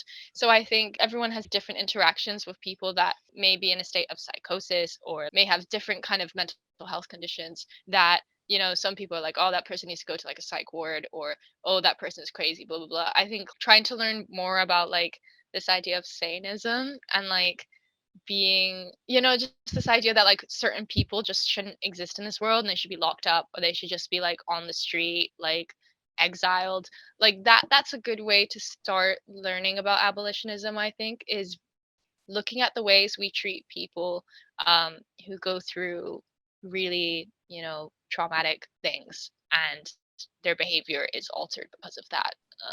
Yeah, I think that's an interesting entry point as well. I think so. I think honestly, applying it to every segment of population, right? I think what's becoming more prominent now is the way that we also discard disabled people, right? And I think part of abolition as well is, you know, getting rid of the idea that people need to be useful or valuable or productive to be respected or have, you know, basic decent dignity, right? There's that kind of concept of who deserves what, which is really against the ideals of abolitionism. I think we're seeing now that this callousness that we've applied to disabled people, right? If you look at that through an abolitionist lens, I think a lot of the time as well we struggle with, okay, how do I care about a segment of population? And it's like, well, you can start by thinking about it in an abolitionist lens. And I think it's unfortunately now becoming more an issue as we see more people become disabled because of COVID and like the long-term effects that we're seeing, right? Is that, you know, this construction of, well, I'm productive and able-bodied and they're not, and that means I can discard, ignore these people. Well, like as that population set becomes bigger, then I think it's going to force us to rethink the ways that we discard people and the ways that we don't center people. Yeah, it gets back to that scarcity mentality we were talking about before. If we just keep trying to fight for this made up scarcity that's not even true. I do have a question about going slightly back to the protest thing. How did the Priti Patel kill the bill situation, like how is it affecting protesting and all these parts that you were talking about, like safety, I guess? So the proposition of that bill, which is that was the Police Crime and Sentencing Courts Bill. I think that's it's such a long title, and they've done that on purpose, so it makes it hard to talk about. Stupid. Policing bill. But yeah, the policing bill. It essentially was trying to criminalize protesting to next levels. There was a new law that also included an offense of intentionally or recklessly causing public nuisance. So if you are which is the definition of a protest. Which is the definition of a protest that is criminalized. So that's literally criminalizing our right to protest, which is a fundamental human right. That's a little bit crazy. But also it was just general things like imposing really strict consequences and fines and imprisonment time for protesting, people having to face jail time for like literally just showing up for their human rights, which is a bit wild. They also try to criminalize things like locking on. So like if you like a bike lock to a protest, they'd be like, oh, you could lock yourself onto the gates or something. Therefore, but what I thought was really funny was that things like that, there was like, I think a few provisions in there when it was still a bill and it went to unelected House of Lords who said, whoa, this version is way too undemocratic. you gotta scale that back somehow. And so our fully unelected House of Lords felt like it was even too much for them. Were undemocratic. But I think the practical realities, I mean, I don't know, Isabella, if you've been following anything that's been going on recently, but I think the full practical realities will take time, because I think what they're rightly anticipating, I think, is because of the crises, the multitude of crises that they've now put us in. This bill, and I think also the Borders bill as well, right, is to preempt what might be a rising tide of just, I mean, I think right now the British people are just disgruntled, but you know, at any point it could get tipped over. We don't know. I mean, there are protests all across the world, right? Like right now. I mean, yeah, there are real protests across the world, not Sri quite Lanka, real ones here. Yeah. The Sri Lankan one was pretty spectacular. Baller. Inspirational. Pretty baller. I remember watching the footage and I'm like, why are they showing me a footage of like the gym? And it was like, oh, wait a minute. Get it now. Yeah. So we should be there, but are we like, I mean, we should be next, I guess, like, right? It should be coming. It's tricky though, right? Because the UK and the US especially, the US has a highly militarized police forces across that. It's just not comparable to anywhere else in the world. No. So telling when I was in LA, it was like 3 days they brought in the National Guard in LA, and it was, the March 2020, and it was peaceful. Unless the left becomes more militarized, right? There's not a concerted way that you can combat the National Guard. Obviously, they brought in tanks. Exactly. So I think it is tricky when people are facing up against the most militarized police departments in the world. But that's not to say that there aren't ways to resist, both on the ground. And so I think that's also why I think while protests are really important, we have to think about, or we have to also emphasize the more practical ways that things are changing, right? So, I mean, for example, in the UK, all the unionization and strikes across different industries, I think that is such an important thing to focus on, because that's the only thing that's given me hope. The Conservative government have tried to, didn't they just vote to make it legal to bring on contractors, essentially? Oh, yeah, that's right. Yeah. So they're still kind of combating. So basically, you're telling me don't have hope. It's premature. No, I think we need to amplify these areas of hope, and I think we have to be able to also express why it's important and how it ties into our vision of things as well, right? I think because again, we're dealing with like mass media misrepresentation and almost like a blackout in some ways. And I remember I was talking to an Uber driver the other day, and he very just genuinely was like, oh, here's what I've been hearing from the news. I thought they had a pay rise already. Why are they complaining about it? And then it's like, oh, well, what gives them the right, that kind of thing. And it's like very well trodden. And so it was a very quick conversation of, well, actually they're not saying they're the only ones that have the right? They're saying we're doing it this way because we have this kind of collective power. We also encourage other people to say that it's not right. And just that simple reframing was he was like, oh, okay, now that makes sense, or like that's completely different to what I was been told.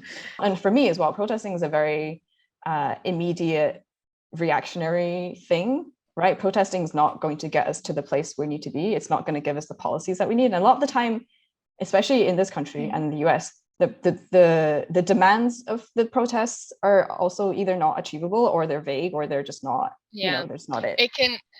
They're not entirely sustainable either. We can't be on the streets every day. And I think COVID was quite, like, people might be like, oh, people aren't on the streets as much as they were anymore. But it's like, bro, like, life is changing. Pandemic conditions are changing as well. People don't have that spare time that they once did. That's why COVID was one of the biggest threats to government security ever, was because finally people had time to realize how bad things were, and they had time to go outside and protest or organize. But I think and what imagine otherwise would be effective is like a mass scale protest that is sustained. And I think that's the piece that's missing, that or something like a general strike or something. Yeah, I mean, whatever the format is, it has to just be something that's sustained and something that is attended, or something that is participated, or people from across different paths have to participate in it for it to be effective, right? So like if you look at the farmer protests in India, right, it was a very sustained, I think it was over 6 months or something, or more than that effort, or 7 months, right? And I think when people talk about a general strike, when people talk about blah, blah, blah, like they don't, again, I think maybe this similar to the protesting thing, right? They don't understand the infrastructure and logistical things that have to go into it. If you're asking people to do a general strike, you need to have food and resources and funding and all of that for literally millions of people, like across the country. And and it's possible. It's been done, and it is being done, and will be done again. But I think it's time to connect people to what the practical reality is. And I think people all just have to understand like what is at stake and also what is required of them, right? Like the people storming the palace or the parliament building in Sri Lanka, it's not like a fun, I mean, it became like a fun thing, right? But that involved putting your body out there. And again, for the UK and the US, right, against militarized police and physical violence and altercations and, you know, putting your body as a physical barrier. And as much as, you know, I think protesting is one avenue, it's still important, it still needs to be done. And I don't think people are ready for the level of escalation that is required at this stage now for protests to be effective or to push things further. Because of the resistance that we're seeing. There can be quite a lot of like ableism and classism that like comes out of these things as well, especially in protest organizing, like this egocentrism and this idea that we have to idolize someone. There's always the same people speaking at protests. Yeah, I literally had to take a break from doing protest organizing for a while at one point because it became so clear what certain people's intentions were around things. I'm genuinely really hesitant to organize in any kind of activist space right now because of the tendency for egos and the tendency to immediately forget all the organizing principles as they are, because again, we have all this internalized patriarchy and misogyny and capitalism that if you don't actually if you don't intentionally call it out, then you just end up, you know, doing the same thing. And we see it happening repeatedly, right?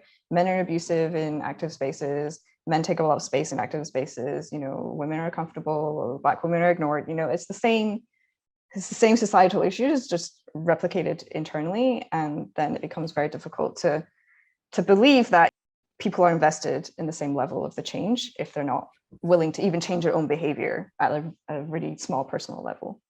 Yeah, and I think bringing it back to abolitionism, like centrally, right? I think this idea of making protests sustainable, but also doing them in a wise way, it reflects this abolitionist idea of it's about all of us, and it's not about idolizing certain people. Angela Davis always talks about how she hates like people idolizing her, and same with Mariam Kaba and like a whole bunch of other people doing great work. It's on the one hand we want to, you know, emphasize and highlight the work that's being done, but also we don't want to get into this habit of, you know, putting certain people on a pedestal, and then being like, this is going to be the person that carries the revolution for us, which is often like Black women.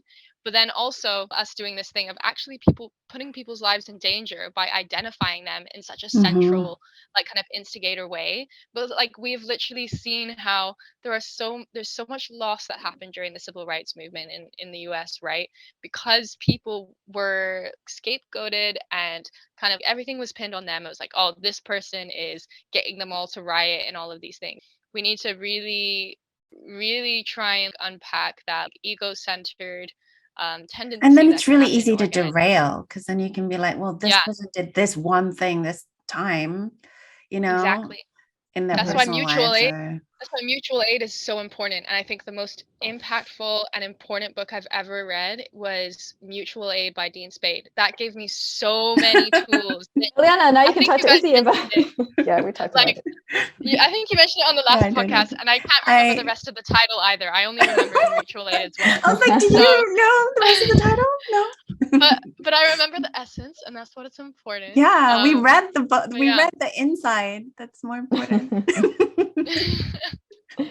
Yeah, I think you're so right in the kind of idolizing personality, because that's also a really capitalist thing to do, right? Is like this individualistic, heroic sense that one person can save us, and again, I think this is just like goes so much into what people choose to do and not do, right?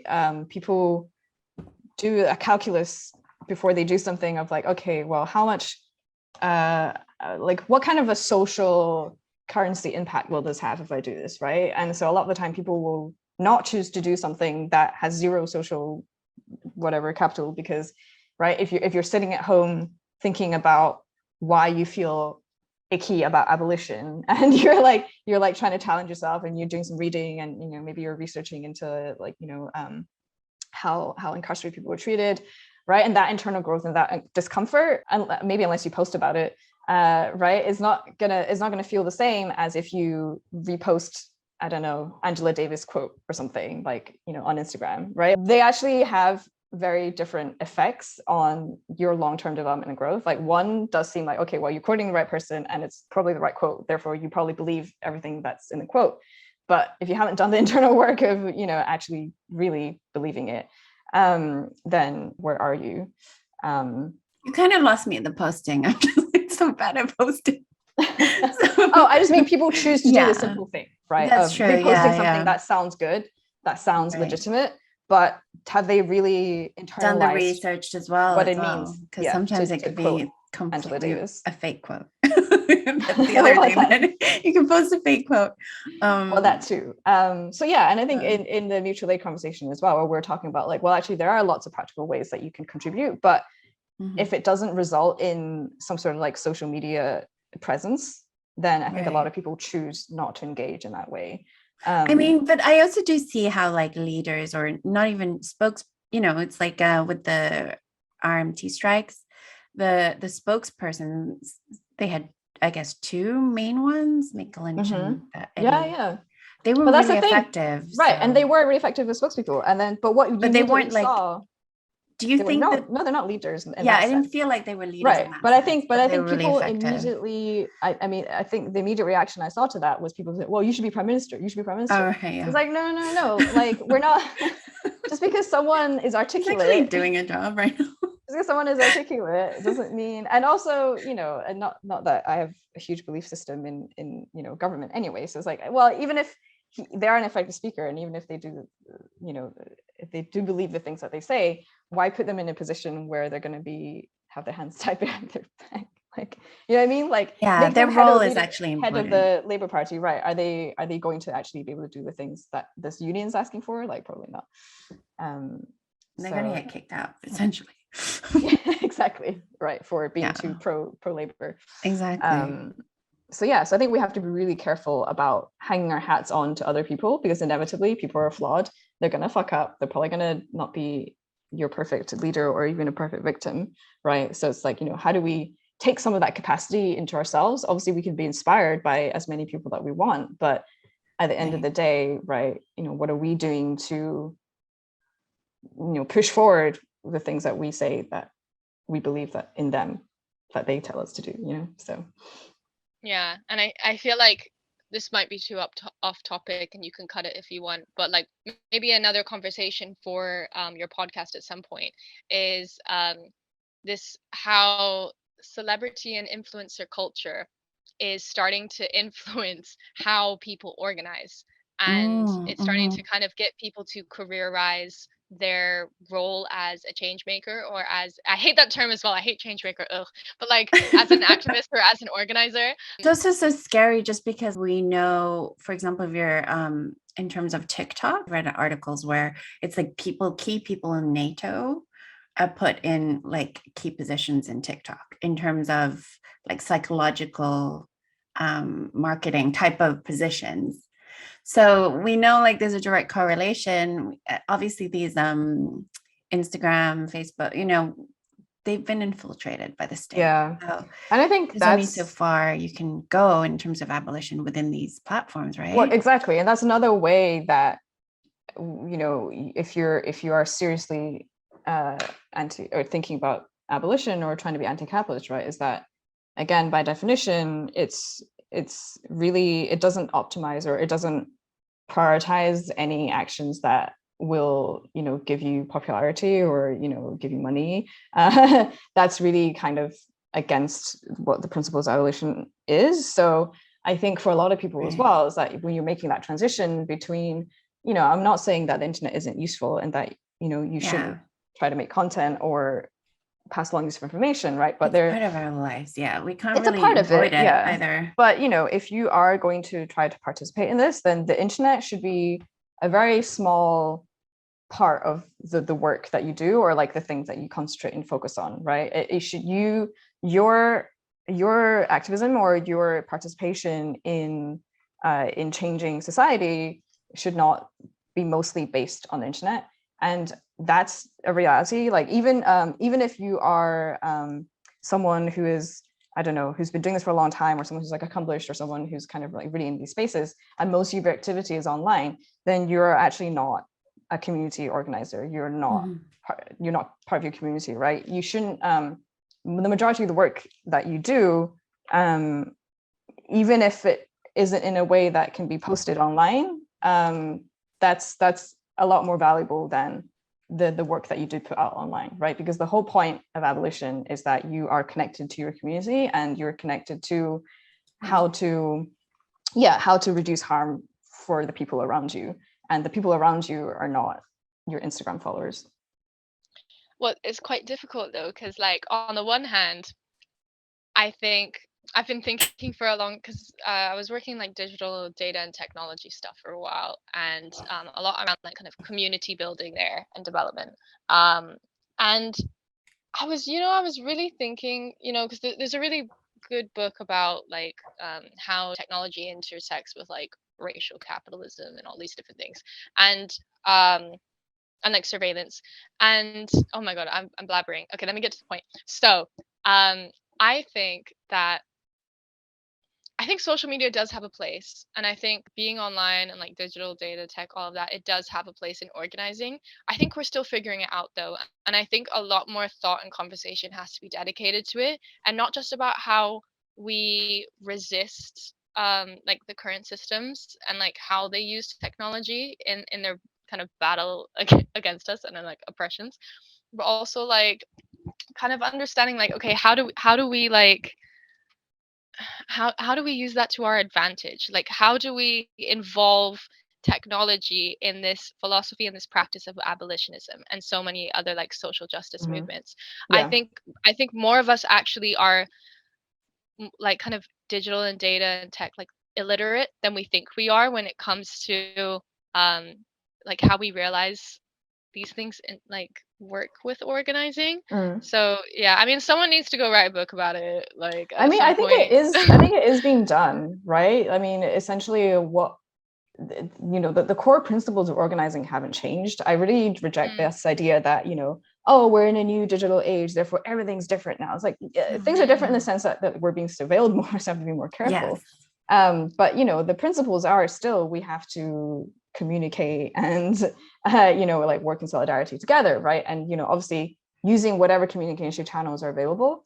And I think we are doing that. We're trying things out, we're practicing, and we're using things like Discord and Slack and mutual aid groups are really easy like to pop up now, because you just do like an online like call out for money, or you give people, you just create a Venmo account and you can get money and resources.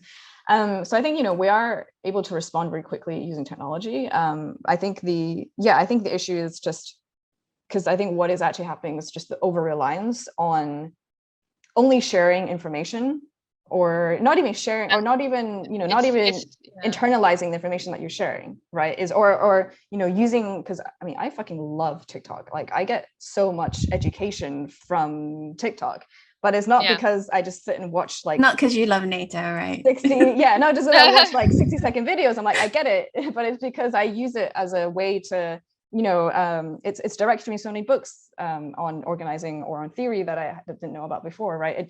It should be used as a way to direct you to actual long form resources, or to direct you to new ways of thinking, or creating or discussing ideas, right, with the people around you.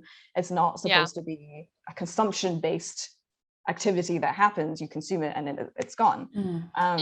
But I think what the problem is that social media makes it really easy for you to feel that way, right? In the sense that you learn a piece of information from a video, like, great, I learned something in a minute, and then you repost it, and then you feel like you've actually done something to further whatever the point that the video is making, but you haven't really done that. You've maybe shared it with some people, but how have you actually applied it into your own life, right? And all these things I think we keep coming back to is, okay, that's great that you understand it and you heard it and you believe it, but how's that changed your actual behavior? Because that's what we're looking for, right? We're looking for behavioral change across society. Like that's what we need to get to. Well, that's the thing, is it's all about, it's this oversaturation of content, that happens online, and then like and the lack of intentionality when we're speaking about things. I think that's particularly harmful. And like it's, I mean, like there's all this stuff about like the attention economy that feeds into it, and then like, Yeah. you know, Twitter discourse, how that influences like what are seen as facts and what are seen as not facts, like, you know, like Yes. I mean, I think that so that, yeah. disinformation thing is really dangerous, especially if it's Twitter and TikTok that are deciding what's disinformation and they're directly connected to the state. Which is why, an over-reliance on any of those things is not going to put you in a good position. But having been connected to it, great. But yeah. What it's still a useful tool so far. Absolutely. That's something that deserves its own like episode, is talking about the media, and how it capitalizes on this idea of like attention as a scarce resource, and how not enough of us understand that. And so our organizing, like Sayorsa was saying, is all based on produce content, put out as many words as I can, saturating Twitter as much as I can about something. And often that gets actually weaponized against us, and is detrimental. So yeah, I'm like, it's something that I actually really want to like research and like write more about one day, is like kind of understanding how the attention economy, you know, interacts with social movements. But again, it's like there's a lot of it's a lot reading. That's a really interesting look, because I was wanting to do this book that's sort of like an update on manufacturing consent. And so he talks about, you know, just does Noam Chomsky's. I've got that right here. Yeah. Oh, you've got that one. So it's Yeah. like it's a series of like articles, but basically exploring the idea of how does it apply to now, to the digital age as well, and stuff like that. So maybe you can come on and talk to us about it. Yeah, it's so insidious. Yeah, the way that reporting happens. And like honestly, unless you are aware of it, and unless you intentionally focus on how to become aware of it as well, it's very like easy to miss. And I because think it's what's omitted that's so dangerous too. Yeah, and I think when you start to think about social problems as systemic, right? Because what the media also tends to do is focus on individual incidents, right? You know, they talk about crime incidents rising, blah, blah, blah, but they won't talk about, I mean, now they kind of have to, right? But typically they won't talk about how, as a society, certain things are slipping, or, you know, as a society, like actually, you know, violent crime is down, but maybe like, you know, things like theft and things like are up, or, you know, or if violent crime is up, then, you know, they don't really talk about, well, that usually correlates with, you know, standard of living going down substantially as well. So I think when you start to think about things systemically, and when you start to connect the dots on, you know, what used to be, or what is still, I think, presented in the media as separate issues, right?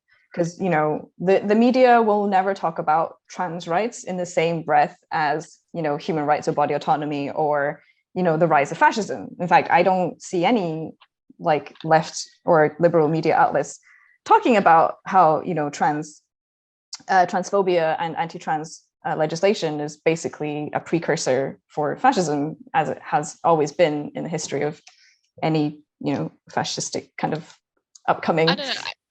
I think Novara media is pretty good at that. Like, right, absolutely, Novara, right? But they're not. I mean, I was like, they're not liberal. They're very left, and they're not mainstream. So yeah, I mean, they're honestly, apart from Novara media, which has like a wide-ish readership, right? There's really no. I mean, they're independent as well, right? There's no non-independent mass media that's really grasping any of these issues at the root, right? And it's. I think what's really funny is that sometimes when you look at economic analysis, so, you know, I used to work in finance, so if you look at Bloomberg News, they actually report the news more accurately, because they're, you know, sometimes it's a dispassionate economic factor or factors, and then they actually, you know, put on a dispassionate, like, you know, summary of the situation that's actually more accurate than, you know, what's supposed to be journalism. But I mean, sometimes it's not, right? Because sometimes they remove like the human element, right? You know, for example, when Bolsonaro was coming up in in Brazil, it was all about like, well, what are the economic implications of this, far right leader, and not the fact that the Amazon is completely being destroyed right now. So, it cuts two ways. But certainly we're not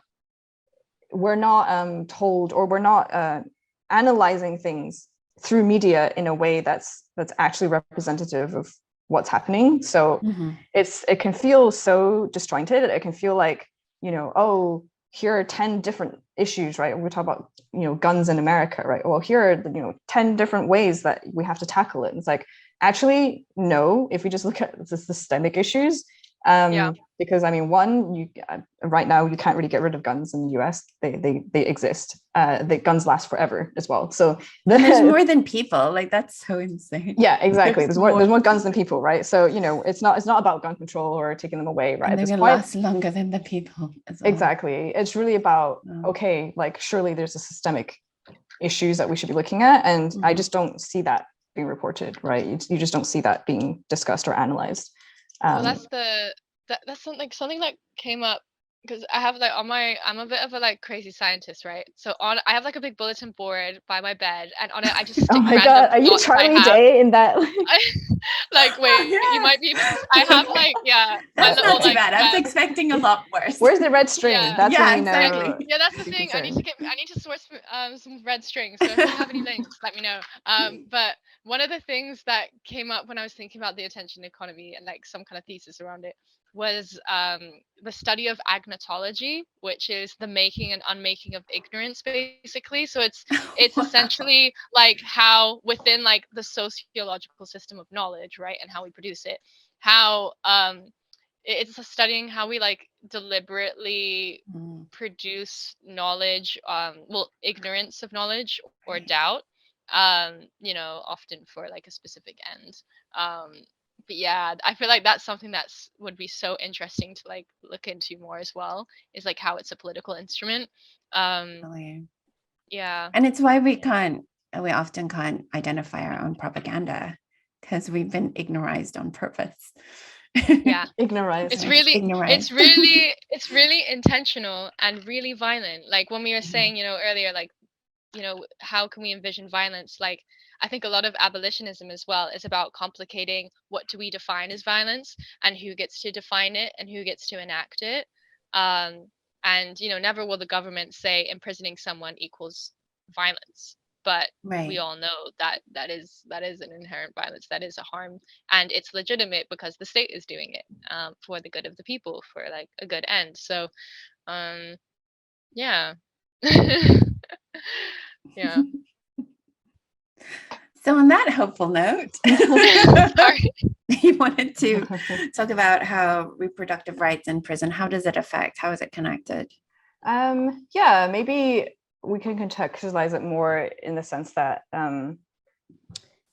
abolition, right? It just all the threads kind of run through it as well. And I think it's also part of how people talk about, well, on the left, there's like all these issues and there's no consensus, or there's no, one issue to focus on. It's like, well, I think again, right, if we're not looking at these things at like a systemic or institutional level, then I think you can kind of get lost in the weeds of that, right? Whereas if we're saying, well, as a general overarching principle, right, we should include abolition, then all these things kind of fall under the same umbrella, right? And then I think when we talk about prisons, especially, what we're almost always focused on is about like men and like male bodies in prison and how that affects them, right? How they get into that as well. Whereas like, women or female bodies in prison are usually for a lot of different things as well. So, for example, we never talk about how, women who have faced abuse or sex workers who have faced abuse, or people that have been trafficked that have faced abuse and then go on to commit a crime, or even murdering, right, someone that was abusive to them, right? Right now, there's not enough, or sometimes at all, protections in the criminal justice system, right, to account for those situations. Also, women being pregnant in prison, or women giving birth in prison, or people giving birth in prison as well, right? How that is really harmful for children of incarcerated parents and that kind of thing. So we never really talk about, I mean, I guess it's the same with everything else, right? We never really talk about how that affects different segments of the population as well, right? We rarely talk about how trans people are treated in prison, because that's, again, an even more horrifying aspect, right? Like, even during protests, a lot of my trans friends that were arrested, if they get detained, it's a real big question on how they're going to be treated, where they're going to be put, and is their physical safety going to be in danger, even if it's for a short period of time. So if we're talking about like women's rights, or rights of feminine bodies, then it also has to include this aspect as well, right? If you're going to talk about, well, what about like murderers and rapists, then also what about the female or feminine bodies in prison, and like the nuanced ways that they get there. And then it was like interesting as well, because recently there was, I think in the US, there was 2 women in a prison that were impregnated by a trans woman, who was then removed from that population and then like placed somewhere else. And it's like, and that also brought out how inadequately we think about gender and things. And I think it was interesting as well, because when that reporting came out, it was immediately assumed that it was some kind of assault, or I think that's what most people think when people in prison were impregnated by another person in prison. It's like, oh, it must have been. But it's like, well, actually, I don't know if that's necessarily the case in like this kind of situation. So I think there's a lot of things that gets overlooked. And again, right, in terms of how we view violence, right? Is it right to punish someone who suffered, decades of abuse or years of abuse, and then, they decided to do something about that abuse? Is it fair? Well, it's not fair, right, to treat them in the same way as another situation. Yeah. Any Do you have thoughts, anything, Isabella? Do you have anything? I don't know how much I would add specifically on this one. Yeah, because this isn't really like an area I've explored as much personally, or come into contact with that much, with my organizing as much. Like, yeah. So Yeah, I think you've covered a lot, to be fair. Yeah, and I think it's more, right, how do we then incorporate this type of discourse as well? Because obviously it's a huge disservice to not think about it in this context. And I think if anything else, it just shows you that however way you cut it is not adequate, right? Like, in a punitive system, these nuances get lost, and these people are harmed again repeatedly, right, in going through the system. So we haven't addressed any of the harms that they've committed, that they've been through, and we've just punished them for consequence of something that essentially society has failed them on as well, right?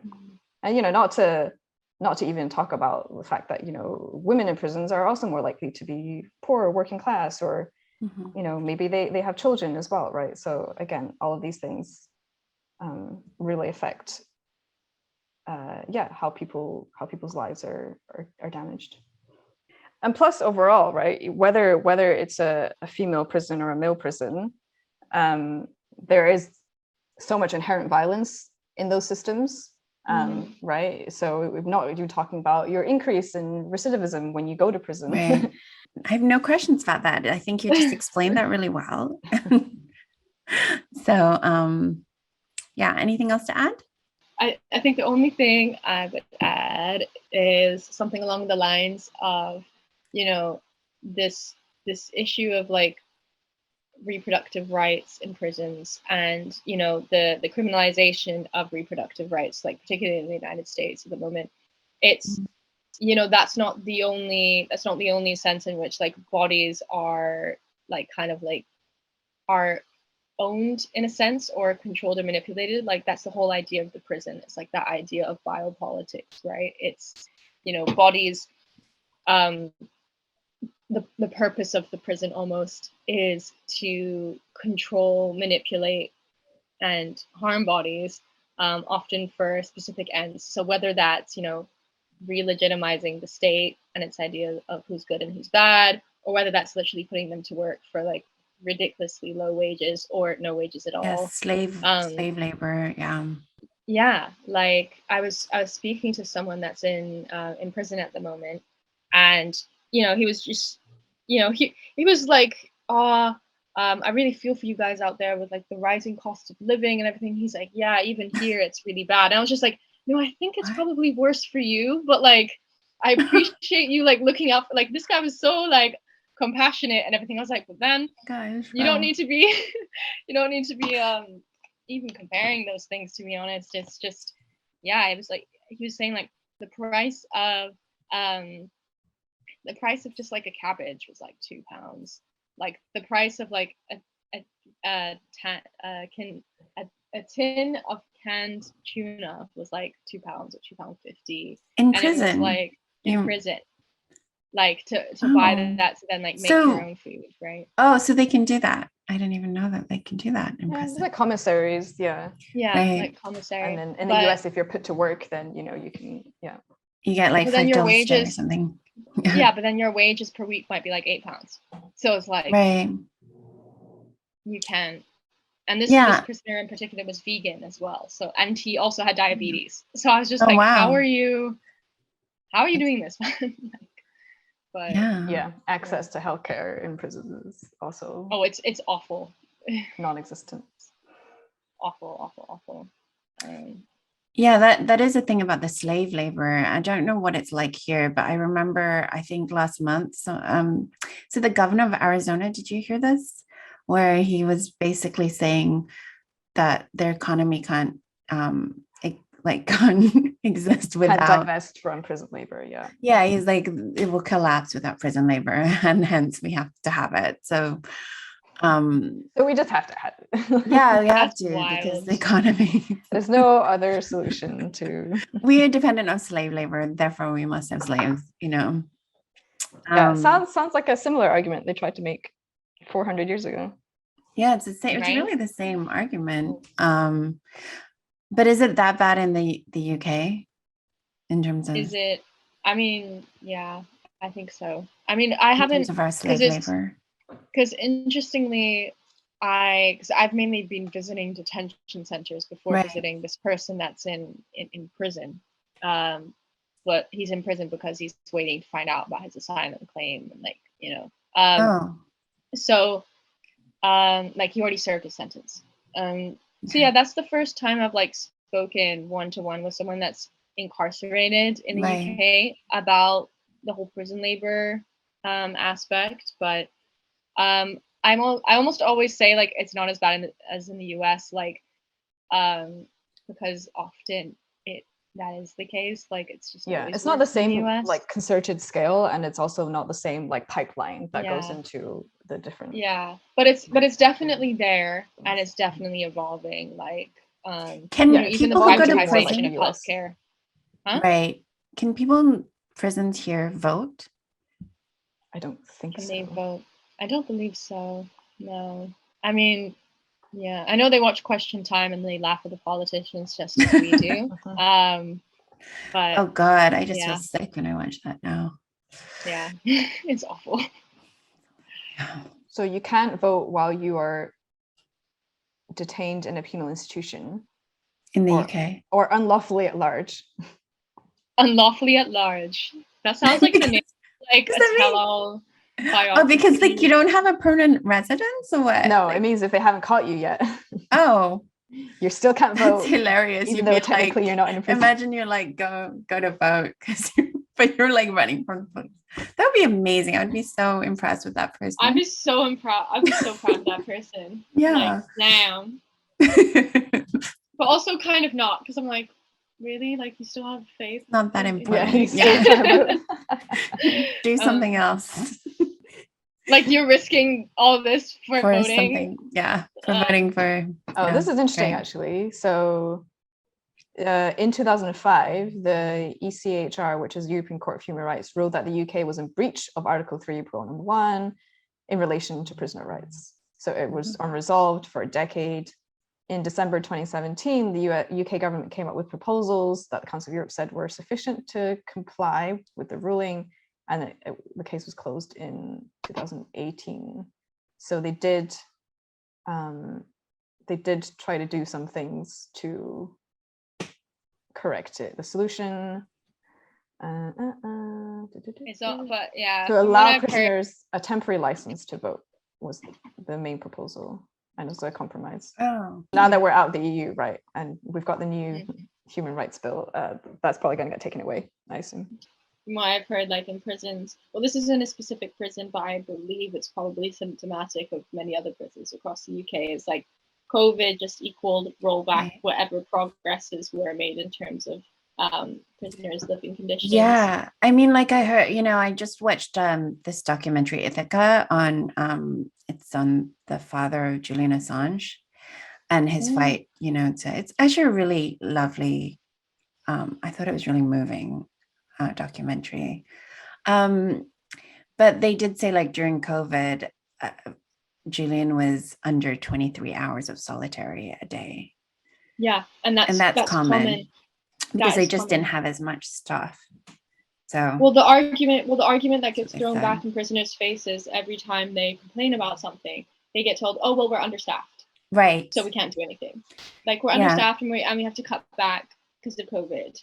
But that it just becomes this long state of emergency, essentially, of like, oh, well, COVID exists, and so it's never gonna get better. Like, you know what I'm saying? Like, it was just used to. It was just like, for example, how you couldn't, because I know that I tried to. You couldn't pass anything to, in Downing Street. You weren't allowed to pass anything like a petition or anything.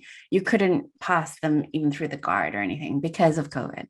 You know what I mean? Like, it's just, they're using it to roll back all our rights. But that's the thing. It's like, COVID could have been a really great opportunity for us to actually implement some of these abolitionist, principles, right? Because especially in the US at the height of it, I mean, I definitely recommend people to research Rikers, and if you're if you want to know anything about the conditions of prisons in the US and how bad it can get and how bad it currently is, look into Rikers Island.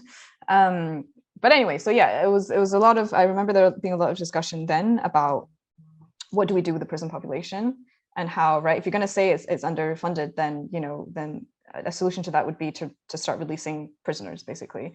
And I think there were some efforts locally to do that, but we could have done it at a much bigger scale, right? If we had the general, I think, public understanding of what it would mean. And again, right, it immediately went to the question, well, what about the murders and the rape? And it's mean, you could easily just start with the non-violent offenders. Exactly. Yeah. What about all the, especially in the US, all the people on bail in detention because they haven't been able to post bail? Like, we can, for non-violent offenses, we can just get rid of it, right? And then, if you start carving it out that way, you can end up with like thousands or tens of thousands, hundreds of thousands of people, right, that don't need to be in prison, but that we don't have to be paying for them in prison to then just be released from prison, right? And I think if we tried to do that on a bigger scale, we would have also seen how the result of that would not have resulted in a mass like increase in crime, or I don't know, police trying to catch up or anything like that. So I think there was a missed opportunity, and just because I think we weren't ready to actually come up with solutions that were actually helpful and humane. Back in March 2020, Iran temporarily freed, I don't know how you can temporarily free someone, anyway, freed 54,000 prisoners to combat the spread of COVID, because the way that it spread in jails was just next level. I think a lot of good things happened for the abolitionist movement with COVID, like this like renewed sense of like time to become conscious of things and like time to actually do things, and also time to, I think more and more people became conscious of like they had life outside of their work, or like that they needed to find life and identity outside of their job, because at one point it was like your mental health would just go to the gutter if all your, well, like a lot of people's did, because it was like you're inside all the time, you're working from home, and that's it. And that made you hyper conscious of the fact that our lives are encouraged to be our jobs. And so yeah, I think that was like positive and like consciousness raising. But and also like I think the practice of mutual aid, I mean, there's been a history of it in the UK, but I don't think it like there's just been so many groups set up, so many organizations that have just that maybe were existing before, but like finally got the recognition they deserved and the support they deserved, I think. And on a new level. So I think, yeah, because like even like before I came on this podcast, I was like making a list of like, oh, I should probably make a list of like, you know, organizations to shout out or like good stuff going on. And literally like the list was so long because I was like, and this is London centric, you know, a lot of this. There's a lot of stuff going on in other parts of the country. The main thing I would do is like plug some like things to read and organizations for Yes, please. people that are wanting to learn more about abolitionism. Specifically in the UK, there's a lot of good work being done, you know, not just by SOAS detainees support, but also groups like Bail for Immigration Detainees. They're a charity providing legal advice and like support to migrants. There's also Stop Deportations, that they're like a direct action group as well. Migrant Organize also do a lot of community organizing and advocacy around those things. Cradle community is also good, like the collective of abolitionists, and also just kind of highlighting that one of the main kind of like faces of abolitionist organizing in the UK that's really booming at the moment is anti-raids groups, like the formation of more and more anti-raids groups who provide direct action to, you know, prevent people getting put into detention because of their And they're immigration effective. status. And they're so effective. Very effective. So effective. Like the police just have no idea how to react to them. So it's great. So yeah, if you're trying to get involved in some kind of abolitionist organizing, you know, either look at one of those groups that I mentioned, or just look for if there's a anti-raids group in your area. Just like type in anti-raids, there's and then a ton in Twitter. London, and they're very friendly and open, and yeah, so I think definitely try to join an organizations, but like I think there's loads of practical useful skills that everybody should have anyway. You should try to do like a bystander intervention training, because that's really applicable to any situation. You see an altercation on the street and you don't, first of all, don't call the police, right? So how are you going to handle don't it? call the police. So how are you going to handle it if you don't call the police, right? Yeah, so bystander intervention, de-escalation training as well. You know, all these trainings, I mean, there's tons of groups doing this in London or wherever you are locally, but also just online. And try to like practice with friends if you're doing online as well, because a lot of it is, you know, a threat assessment or what to do if someone's being physically aggressive towards you, right? And you do kind of need to practice that to be effective. So these things, and also just learning about the law is really useful, not just necessarily for yourself, right? I don't really think I would get arrested unless I was at a protest, just, you know, because of the way that I look. But, you know, it's really good to have these things ready, right? You know, if you see someone being arrested, what do you do, right? The answer is never just walk away. If you ever see any police interaction with another person, always stay. I mean, ask the person, like, you know, do you mind if I'm here? Like, can I film? So, you know, there's like a list of things that you should do when you see someone being arrested or being detained by the police, right? So again, get yourself up to date on that, and also learn about what rights people have when they are being detained by the police, right? Or if police comes to not just your door, but anyone's door. So knowing these really practical things are actually really helpful. And, you know, doing bystander intervention training, knowing the law, right? You don't need to even join an organization for that. These are all just capacities that you can have within yourself. So yeah, and I think joining an organization kind of gives you like context, and, you know, you get to hear about, right, why people are doing this, and, you know, the impact that it has on people that you're helping as well. So yeah, there are so many ways to resist that's not protest, essentially. There's so many, I mean, especially because, you know, these laws were always coming into place, right? They were always going to happen. So, you know, knowing the resources of, okay, now what do we do on a practical level, I think is more important than anything else. Yeah, I think remembering that resisting involves creating. And if you ask, you know, if you're involved in anything that involves reducing harm that doesn't involve the police, you are creating part of that abolitionist vision, part of that world. So you're in a good place if you're creating something that reduces harm and doesn't rely on police. So that can be so many different things, if you think about it. But yeah, those are some directives. It does make me hopeful. I think it's just what's key now is us keeping sustainability in mind. Sustainability and like that community-centered approach, not individualized approach. I think that's really central. Thank you. You're like, I'm gonna inject hope in the end. I always try to, because it can be so depressing. Yeah, I think it is so It can important. be. And I guess Sayorsa has been saying this before many times, like it's so annoying to just talk to people that are so defeated, but really they haven't done anything. That's why, like, they're just defeated by doing maybe nothing. you would feel less shitty if you were doing stuff. You did something. Yeah. Yeah. Exactly. Yeah, no, exactly. Like, all the people that are the most hopeful are the people that are doing things. Yeah. I find. Absolutely. That's true. I think it's hard not to be hopeful when you are like, if you're actually doing things and you're in community with people that are like I think it's a miracle. Like, every time I like go to a protest, or like I even just I'm in an organizing meeting with people about something to do with abolitionism, I look and I just think, like, this is a little miracle right now, because life is really shit and people are trying us. So the fact that we're all here is just, that's good in itself.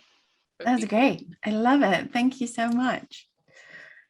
Thank you. Thank you. That was a really lovely conversation.